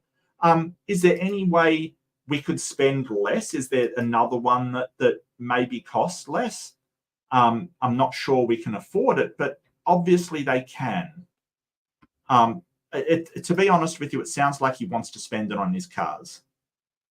The cheapest necklace is 2K on the website.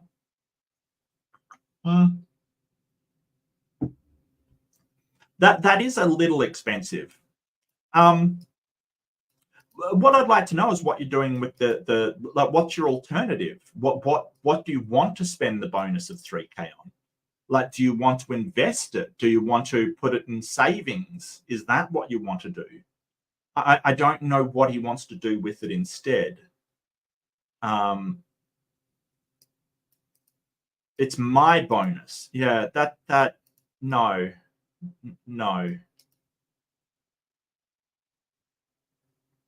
Stupid hobbies that cost a lot of money. Yeah. I kind of, to be honest with you, I'm kind of very lucky to be, like, my hobbies are basically gaming, which is incredibly inexpensive, all things considered. Like, his is obviously cars. Cars cost, up to hundreds of thousands over multiple years to get them into, some place where you have a really good car. Computers don't cost that much. Games don't cost that much. I've spent a lot on games, but compared to somebody who's a car enthusiast, my hobby is almost nothing. Like, I realize that. Her hobby might be her friends and socializing. That, if her friends are covering her for that socializing, that might cost even less. She might have spent almost nothing. So she wants to spend something large. I don't, I don't know. I just don't like it. This guy is making me. Okay, random dirtbot. I've got a funny feeling this is going to be terrible. Not the arsehole refusing to buy your wife's friend expensive gifts that's more of half of your 3K bonus. Potentially the arsehole for what sounds like an uneven distribution of money and or input how it's spent. When the spouses stay at home, the breadwinner can't lay total claim to the home. Yeah, that's I do agree. My money versus our money. Supporting your stay-at-home spouse requires more than just ensuring their bare necessities are covered while you spend unilaterally on expensive hobbies and multiple vehicles, then complain about renting instead of owning your home. Yeah, that's actually a very good point. If he's spending stuff on cars, like, here's the thing. Here's the difference between cars and buying property. Okay, here's the difference. When you buy a car, as soon as you turn it on and drive, it depreciates. And what do I mean by that? Depreciation versus appreciation of value. So things that depreciate are things that when you use them, or when they are as time goes on, they get less and less in value. For instance, if you buy an exercise machine or something, it will depreciate. It's going to be worth less selling it secondhand than it would full price, right? Electronics are generally the same. It's going to depreciate. My computer will be worth less in 10 years' time as when I bought it straight up. That's okay. It's just you have to realize that will depreciate.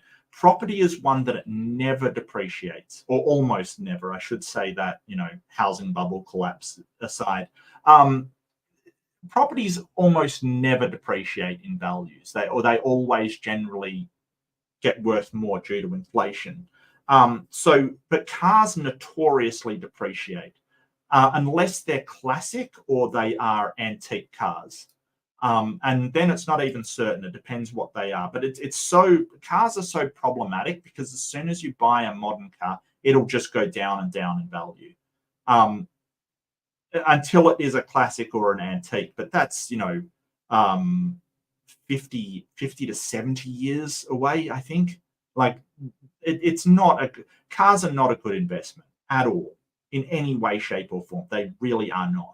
And that's not saying that, you shouldn't buy cars. They're not a good investment. No, that buying cars is fine. Being a car enthusiast is fine. You've just got to understand that if you don't own your own home, putting so much into a depreciating commodity is probably a bad idea.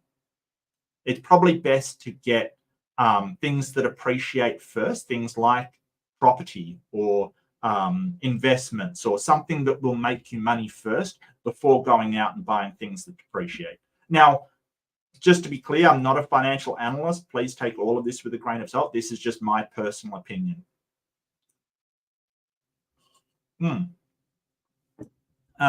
If you're legitimately concerned about whether you're the arsehole, you should oblige her and tally up everything you've spent this year on yourself. You may find that she's right. Yeah, you spend big on you and she gets scraps. Some would consider that financial abuse when factoring in the power dynamic play.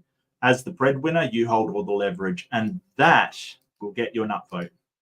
That is true. The breadwinner holds all the leverage. That essentially is the start of financial abuse, because the person that earns the money is the one that can say what it's spent on. OP, my husband has been a stay-at-home dad when our boys were young because I generated a far bigger income from my growing business, and we agreed that if the kids were at least one of us, it didn't matter who, they went to daycare for 1 day each after we had the twins because he literally had his hands full. Right from the first week, we agreed on the amount each for hobby money, fun money. It was exactly the same amount for both of us, despite our large income disparity. We can spend this money how we wish. It's where birthday gifts to each other comes from. It's all the other money are joint funds for bills, savings, pension, etc. My question to you is, why do you think you deserve hobby money? Because you work hard and think you deserve it, but your wife doesn't. Believe me, I worked 16 hours days in the beginning getting things off the ground, and even with one child at the time, I realized that I had the easy deal. My husband couldn't take a break unless the baby was sleeping. He was exhausted from constantly being on the lookout for safety issues, choking hazards, making baby food and feeding, playing with our son, reading him stories, walking the floor with him when there's teething or had cramps. We both did night duty, so we were both tired, but he had no let up. He loved being a stay-at-home papa, but once our younger two started school, he was also rather relieved. Yeah, I think that a lot of people do just go, oh, well, you're just staying at home with the kids. It's nothing. It's not nothing. It's a lot of work. He said, I wouldn't have missed those years to the world, but I never ever want to do them again. Fair enough. Parenting alone with small kids is a job, and a stressful one at that. Why does your job deserve a hobby fund, but hers does not? Your wife deserves money so she can save up and blow on a gift for a friend. Money she doesn't have to run the purchase by you first, get your permission to spend, just as you don't get her permission to spend your hobby money. If you don't see that, clearly you don't, then it means you don't see her work, the effort she put into the job of raising children of any value. You're effectively saying you don't even see it as work. If I was your wife, I would not just be pissed off. I'd be so demeaned. Shame on you. Most definitely you're the asshole. Absolutely agree with that. Absolutely. The OP said the best friends come to the wife's portion of rent. Yeah, how the fuck does that work if the wife's a stay-at-home mum with no income? Even if she does have some sort of income, maybe, yeah, a side hustle, why would OP ever let somebody else's wife cut a portion of the rent? It makes 0 sense. Yeah, now every single part of this post is...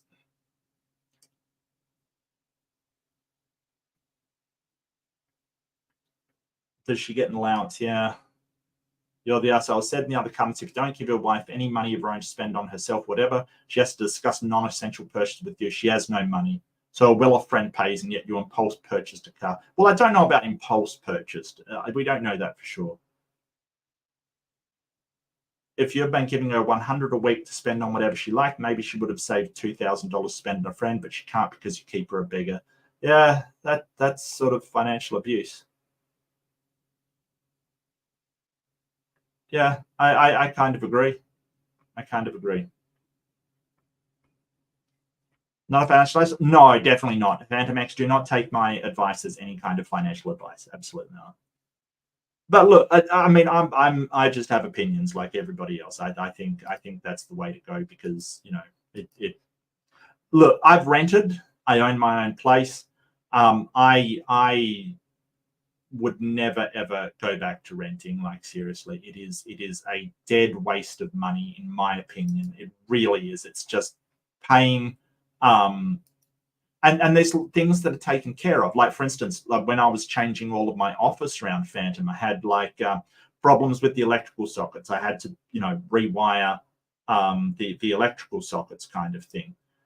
Which is annoying and it's difficult to do. And there's one with a sort of fan individual. I'm not sure about that one. I have to get somebody in. There's stuff that you have to do that ordinarily a landlord would take care of. But at the end of the day, you know, with renting, you're just house sittings for somebody else. Essentially, you're just taking care of a place that you will never own. And I think it's not a good idea. Some people disagree. Some people have owned places, said it's too much hassle. We're going back to renting. Fair enough. Fair enough. I'm you know, all I'm giving is my opinion. Okay. Yeah, no, I agree. I totally agree. Most definitely. Yeah. All right. What have you people got to say? Well, what's that one? Yep.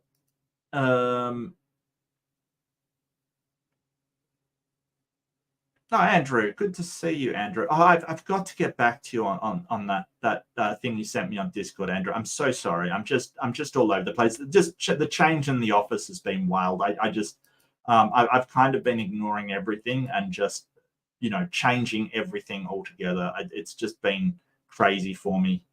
So I really do apologize, mate. Oh, you're talking about, oh yeah, the election is a nail biter. This is 32nd year of following elections. Okay, yeah, gotcha. I'm very used to how it works and need to wait. Yeah. I voted. No amount of paying attention will affect them. Okay, might as well focus on something that doesn't make me angry. Yeah, I get you. You know, and it's not my country either. I really care about it, but you know, I'll probably check in after this. But I don't want to doom watch this thing. I really don't, because I've got less control over it than the Americans do. So I really don't want to doom watch it because, you know, there's nothing I can do. Is the wife working or not? It doesn't seem like it. No, it does not seem like it. Hang on a sec. When I read that, I assumed it was rent before they were married. Yeah, maybe. But shouldn't you feel some sort of obligation or some sort of gratitude towards the person that kept your wife from living on the street? I would. If my wife, before I married her, even before I knew her, was renting a place and one of her friends bailed her out, I would feel very grateful to that friend. You know, like that stopped her from being on the street. Look, wife working? Don't think so. Maybe if he sells one car, he can use that money for the future house. Yeah, I agree. I think he should, to be honest with you. That's what I think. I think that would be the best thing to do if you are in financial struggles. I mean, think about how much money goes on rent. It's a lot. A lot of money goes on rent. And it's one of those things that, you know, Mortgages are more expensive, sure, but at least then you have something at the end of the day.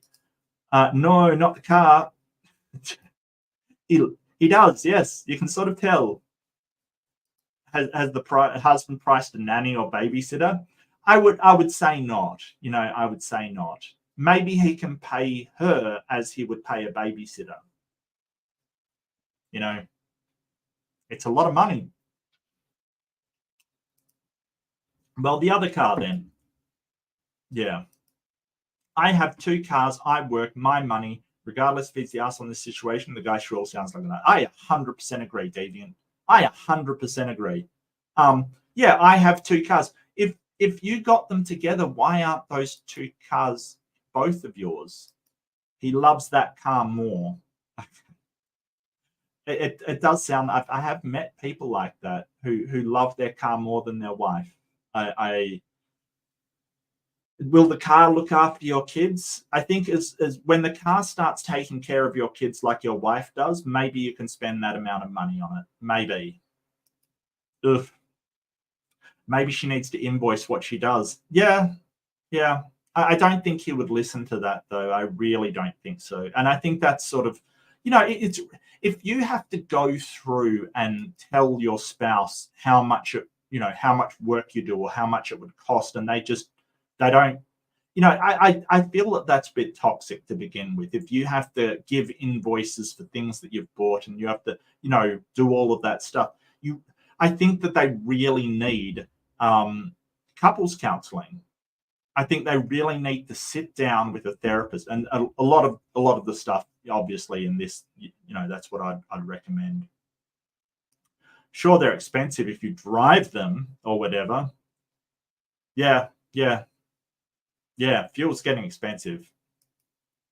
He's the asshole. Yeah, I want an electric car. That's what I want. I want an electric car. 100%. Yeah, no, I agree. Is this a traditional Christian household? I'm not sure, but it does, I suppose there's other things that could come under that. I know that traditional Muslim households are like that as well. But yeah, I mean, this might not necessarily be Christian. It's just a guy that's mentality is back in the 50s kind of thing. I did a stream about women not being able to get bank accounts. And somebody in the chat said, oh, women could get bank accounts in the 1950s. And I'm like, no. It was rare. Like, so there have been instances of a specific woman getting a bank account before then. I think the first one was way earlier.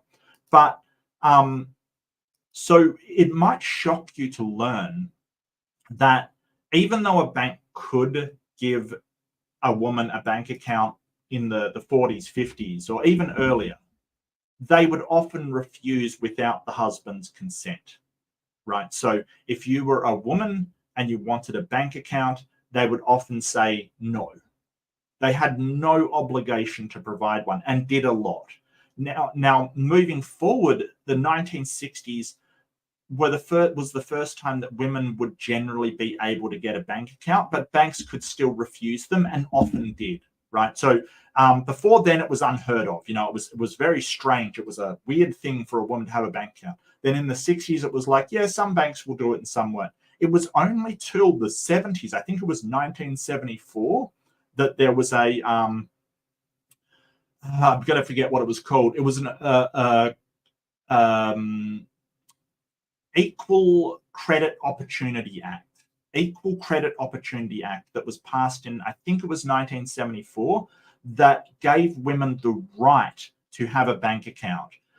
Before that point in 1974, the bank could just say, no, we refuse because you're a woman. And there was nothing wrong with that. That was completely legal. That act made it illegal to do so. And most people don't know it was only in the 70s in the United States that a woman had the right to be given a bank account like a man. Wild, right? That's only like 50 years ago. 50 years ago. Insane.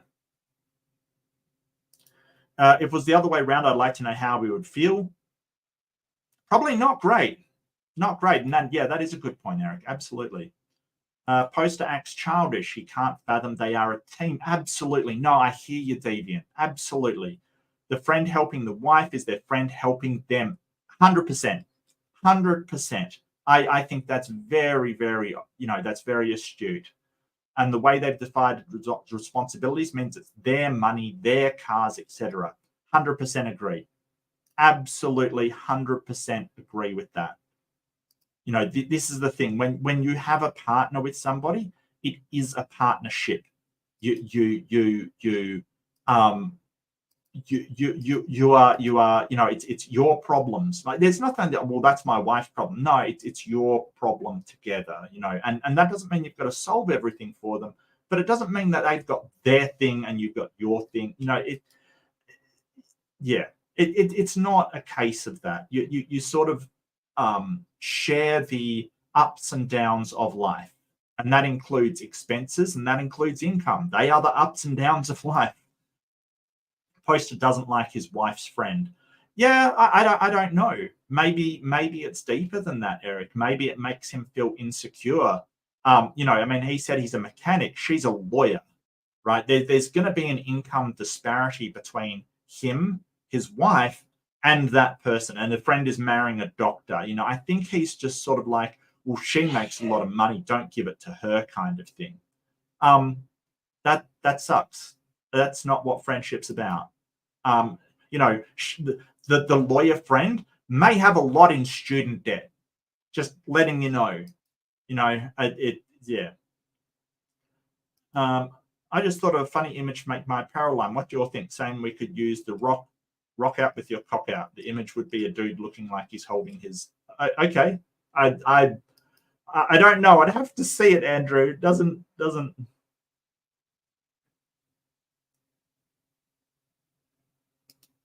Reminds you of a Sunday Night Live sketch where you can really love your car. Actually, interestingly enough, I've seen a show on a thing about people loving inanimate objects. One person had this. Well, to be honest with you, it was more of a sexual attraction to inanimate objects, weirdly enough. But one of it was like this person that had this obsession with this old Ferris wheel or something. Was it a Ferris wheel? Yeah, it was a Ferris wheel, like a carnival Ferris wheel. And they had this obsession with it. It's very strange, but human brain, mate, it's weird. Yeah, 1970s, yeah. Well, a woman could get an account before that, but it really was up to the bank to say whether they so before that, the bank absolutely could legally say, well, we require your husband's consent and signature. So the bank didn't necessarily do that, but it really depended on the social status of the woman, whether the bank would say, hey, no, you need your husband to vouch for you, or say, well, yes, you can have it, a Dame Edna or whatever, you could have that. So, yeah. Gotta go. Oh, see you, Eric. Take care, mate. Don't let things get to you, buddy. It was really good to see you. Yeah, so 1970s, it was only the right to have a bank account without, with no questions asked. Things that we take for granted for. I mean, could you imagine walking into a bank today and you go, well, I want to open an account, and they say, well, we need your wife's signature. And this is what the comment was that sort of Eric said. It was the other way around. I'd like to know how I'd feel. Yeah, if it was the other way around, think about how you'd feel. That's essentially empathy, what Eric is pointing out there. Like if you just have some empathy and think, how would I feel if someone treated me this way? It's not hard. If my wife said, hey, she made all the money and she said, oh, well, you can't spend it on your friend when I want to buy him a birthday present or something. I would go, what the? Hey. That's not cool. So, yeah, I think there's a lot to that. Okay, peeps. This is going quite long, but I want to do one more. I'm kind of really enjoying this, and it's distracting me from the absolute garbage show that is the American political system. I'm sorry if that offended anybody. Wait, that's a lie. I'm not sorry if that offended anybody. I'm absolutely lying. Okay, for the last one, Avoye one. Am I the arsehole for telling my friends I can't afford to split holiday costs equally? and that I'll only pay for the activities I can budget for. Well, yeah, as long as you're fine not going to those activities, I don't see the problem. I don't like the idea if you're expecting them to cover the activities. So I think that should read, I'll only participate in the activities I can budget for. Are they offering to cover it? Look, the thing is, if they're offering to cover it, I don't see a problem with accepting it. You know, if you're sort of saying, hey, but I can't pay it back, and they're like, that's okay. You know, you got to take people at their word sometimes. A few friends and I are planning. Oh, I forgot to do the thing I poster is in the wrong. Yeah, I think he's a complete prick, to be honest with you. Yeah, I think he is complete and utter prick. That's the last guy, not this guy. I haven't read this yet. It might be true. I don't know. A few friends are planning a holiday trip together. We've been talking about all the activities we want to do, but some options are really expensive, like fancy dinners and guided tours. Since my budget is a lot tighter than theirs, I told them I'd love to join, but would only be able to pay for the activities that fit within my budget rather than splitting all costs equally. Okay, so this is a sort of they're putting it all together. Okay, I don't know why you would put them all together. This didn't go over well with a couple of friends. They feel splitting everything equally is just what friends do. Is that what friends do? Are they getting like a bundle or something? I'm sorry. I don't. I mean, I get like you would, you know, if you're going to you know, you're going on an outing, you're going on a tour or something, and the tour is, you know, X amount for 10 people, you split that equally. But I don't see why you can't say, well, I don't want to go on that tour because I can't afford it. You'll have to split it between the rest of you.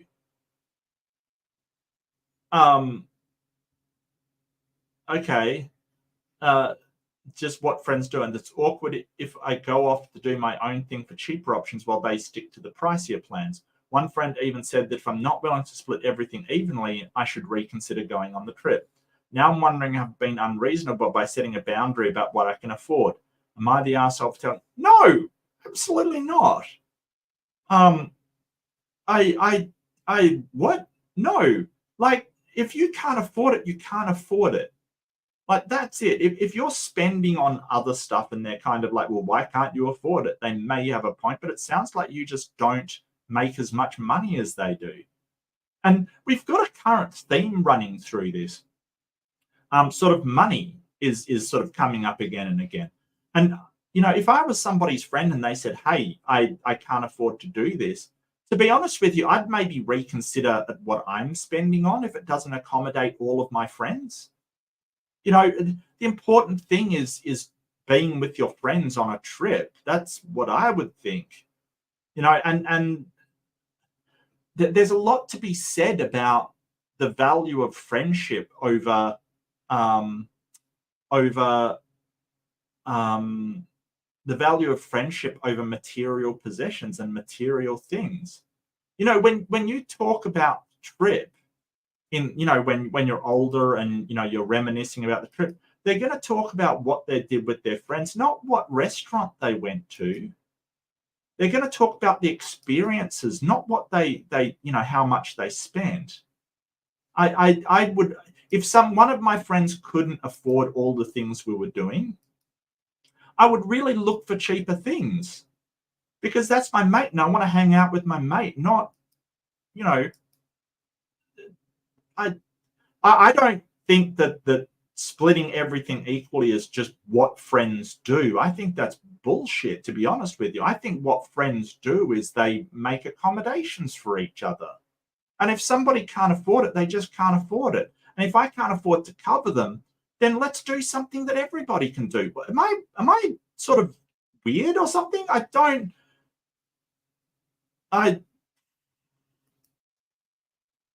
if I have a friend that's genuinely struggling and we're planning a trip, let's go do some dumb stuff. Let's go hiking or something rather than going on a you know, a guided tour. Let's let's, you know, let's do something that everybody can do. Okay. And fancy dinners, man. I don't know. I mean, fancy dinners are one thing, but some of the best dinners of my life have been with the right people in, like just standard, gastro pub kind of restaurants, like just cheap restaurants. Like, it's the people, it's not the place. Place doesn't make it, not with a trip. I get that if you want to experience fine dining, that's fine. But like, who goes away for a holiday to experience fine dining? I don't know. It's very strange. The only time I've been on a trip and experienced fine dining is when we went to England and we stayed in this hotel that my wife's mother recommended because she's from England. We were in Merseyside, if anyone knows where that is. It's kind of towards Wales. And they had this traditional fine dining kind of restaurant there where, the guy was in fully like suit and bow tie and had gloves on and put your napkin on your lap and hovered over you. And, it was this fine dining experience. I was uncomfortable. My wife was uncomfortable. We were both laughing our asses off at just how uncomfortable it was horrific. It was the worst thing ever, right? And we're like, what is that man doing? Like, why is he hovering over us? And what the hell? Who likes this? Like, this is so weird. But the best times I've had are, sunset at, the coast, watching the ocean while you have a pub burger and talk with some really awesome people. Just wonderful experiences. And where you go isn't going to give you that. I mean, it's good to have nice food and stuff, but I think, there's nice food within budget. And just because one person has the budget, doesn't mean that everybody has to. I would rather 1,000 times over be in a cheap sort of restaurant with good people and good times than a fancy place with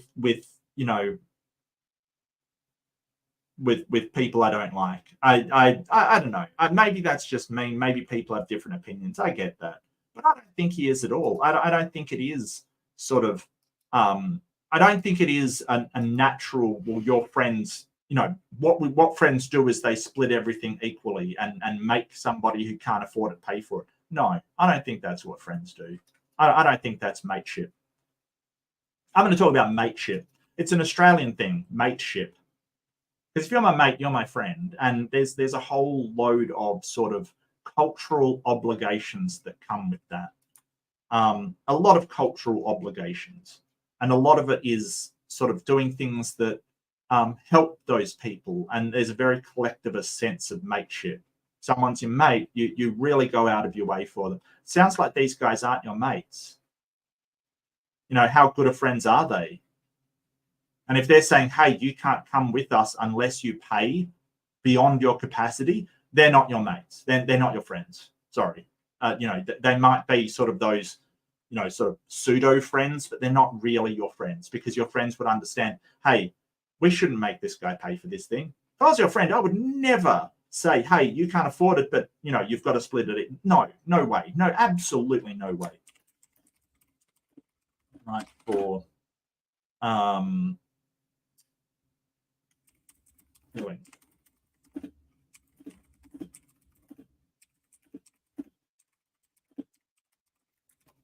Yeah, and I kind of think so.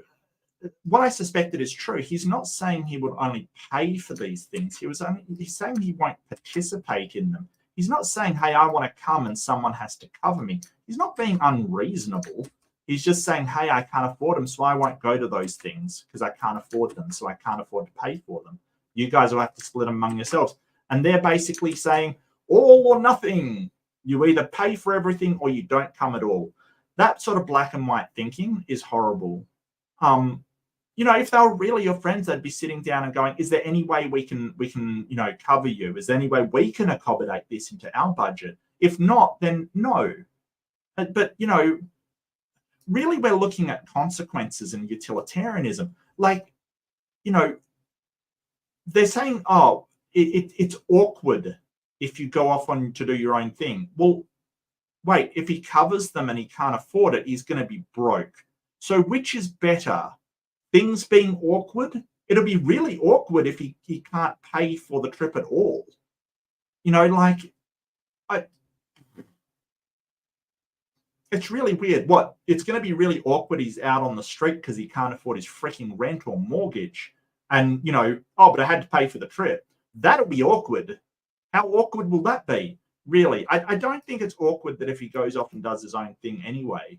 But personally, I'd be looking to change what we're doing to accommodate everybody that's coming. I don't know why you wouldn't. Like, compromise. Compromise. Maybe you can organize to, like, just get something really, really cheap. You know, cook something. I don't know where they're staying, but like have a thing at the hotel or something. You know, you don't have to go out every single time.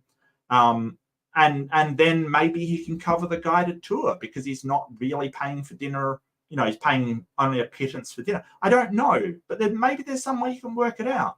Again, as Stephen Outcast said, it sounds like communication is an issue, as always. Oh, Left-Handed Jedi, have a great night, mate. Take care. Take care.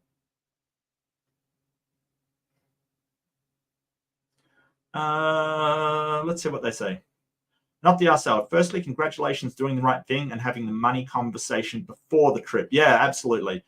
We've seen these things turn into, hey, I couldn't do this or that on the trip. Am I, you know, so people do get into these situations. They don't discuss the money beforehand. And then, you know, oh, you have to cover this thing that you didn't realize you had to.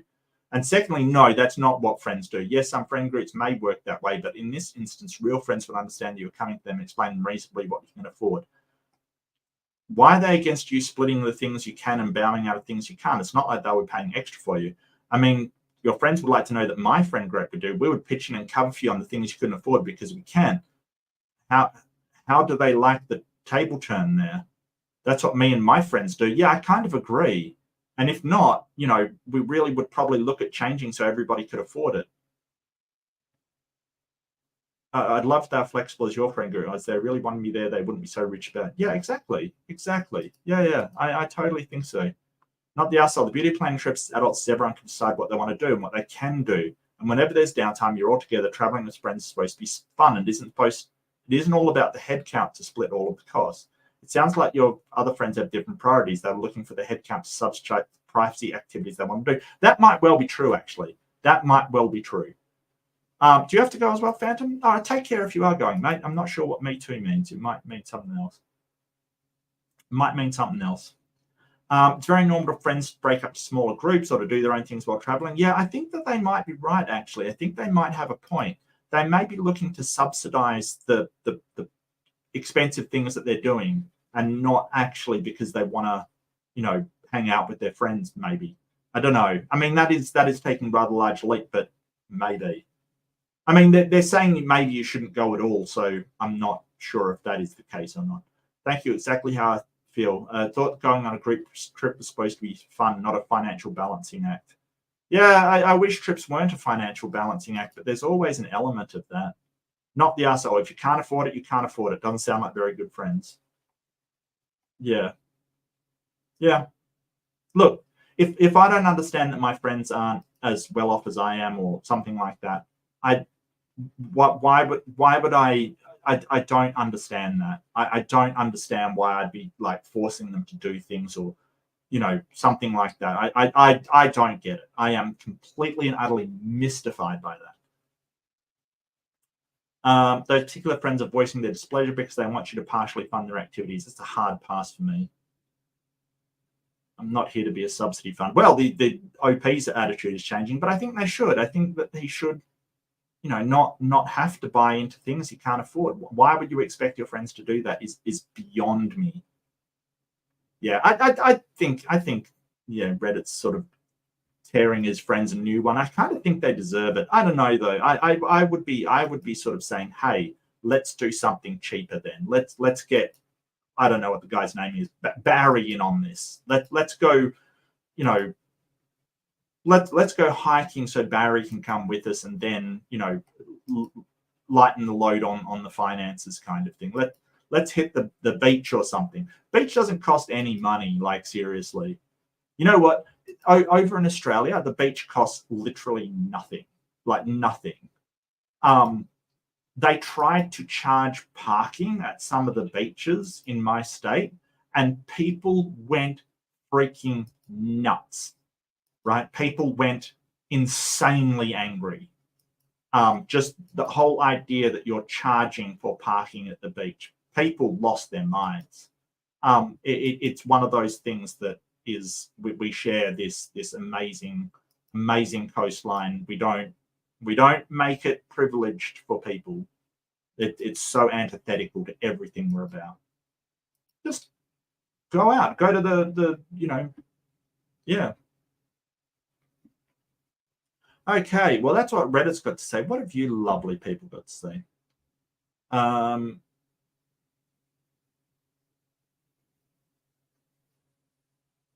There's Eric going, no, friends understand. Not everyone in the same financial boat. Absolutely, Jedi. Yeah. Yeah, friends should understand that not all friends can afford the same things you can. That's totally understandable. Have you ever seen The Mystery Men? This came up in the movie. One guy always got the T-bone steak and the other always got a salad. He pointed out splitting the ticket evenly was not quite fair. Yeah, I do remember that movie. That was actually an underrated movie. It was like a superhero parody. I think Mystery Men was before the time it should have been, right? It did the superhero parody before superheroes became big. I think it would have been even bigger had it come later after the sort of Marvel phenomenon. See you left handed, Jedi. Thank you for your wise advice. Not the other. Yeah, no, I agree. Phantom. I'm the poor bastard in my mate group. Sometimes I say no because I can't afford it. Sometimes my friends pay for me behind my back before I get a word in edgewise. I've got awesome friends, but this. Yeah. You know, I'm the same. I've been really poor, and sometimes my friends have covered me without me even wanting to, and I can't stop them. And that's okay, and they do it without any sort of wanting stuff back and stuff. You know, it's fine. Guys, friends seem not like friends at all. I want to become so rich that I can give back to my friends. If I already had money, I'd do what my friends are doing now. What we do isn't as important as doing it together. 100%, Fabian. Your accuracy is 100%. Yeah, I agree with Top Tester. 100%. Like, they did a study and they asked people in palliative care. Now, this is kind of sad because obviously palliative care are people that have been taken care of before they died. But what was interesting is they did a study and asked them what their regrets have been in life, what they wish they'd done more, right? So they did this study and a statistical analysis of what people wish they had more in their life to open up sort of what are the things that we would rather we have done with our lives if we are about to die, kind of thing. And you know, a lot of people were like, I wish I'd spent more time with family. I wish I'd spent more time with friends. I wish I'd done things and experienced things more. I wish I'd traveled more. Wish I'd done all of these things. What didn't come up, like in a tiny bit of it, was I wish I'd worked more. I wish I had more money. I wish I'd been able to spend on things, right? It isn't what when people are actually about to pass away, they're not thinking about, you know, I wish I had more money so I could go to fancier restaurants, right? It's about, you know, their answers were generally, I wish I could spend more time with my family, my friends, my loved ones. I wish I could have, you know, had more love in my life. I wish I'd worked less, you know, kind of thing. So be aware of that you know, we've only got a certain amount of time, and work-life balance is really important. It is very important in my opinion. So but sort of spending time with the people that you love is much more important than going to some fancy restaurant. It really is. It really is. You know, and I think that's a good lesson for everybody, and it's really Deviant that said it. It's what you do. It's who you do it with, not how you do it. It's being with the people, not where you are with those people. So yeah, if we're friends, I want you to be with me. That's how friendship works. Yeah, absolutely, Top Tester. I agree. I absolutely agree. And I mean, I must admit, I've got very few really close mates, but the ones that I have, wow, they sometimes stopping them from standing up for me is hard. My best friend, he is my best mate. He's been my best mate for years and years and years. If someone hassles me kind of thing on the internet, he really does want to defend me. He's like, I remember I can find him and shut him up. It's like, dude, don't even. So protective, and I really appreciate him. So Simon, this one's for you, mate. Love you, buddy. Absolutely love you. So that about calls it. I'll just do the poll for the last one. Poster was in the right. Yeah, I totally agree. Totally agree. Oh, one vote. Okay, so it seems like the election has completely stole my audience, and I'm okay with that. I think the people here are really good people. Top Tester and Deviant and Andrew, Left-Handed Jedi. We had Phantom in here. We had Eric Wander in here. Andrew Christopherson. Yeah. Yep. Awesome people. So thank you, everybody. And thank you for putting up with me while I've kind of been working on things, trying to change my setup, trying to fix everything. Things were rough. Things did like when I went, okay, well, I'm going to change my office so I can do background work. If you haven't noticed, I've got a fancy background. I'm so disappointed, and I don't know what I can do to point it out. Like, seriously, why haven't you noticed me, senpai? I thought it would be so easy, and so just easy, no problems whatsoever, just so easy. And wow, it was not. It was not at all. It was very difficult, and things went horribly wrong, and things are still wrong, and I'm not sure if I like it, but I'll get there. So thank you for bearing with me. Thank you for your patience. Don't forget to be kind to yourself, be kind to each other, and definitely treat your friends well. Your mates are there.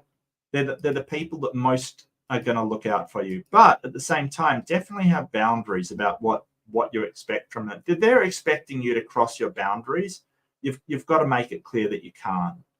It's got nothing against them. It's about what you can and cannot do. And that, might be upsetting for them. I think that being kind to your friends is telling them where your boundaries are and that you can't cross them. I think that is something that you have to do. That is actually being kind to them. Because when your boundaries are crossed by your friends, you're going to resent them for it, and that's going to turn out really badly. Just sort of saying, hey, I wish I could do this, but I cannot, that's a boundary I can't cross.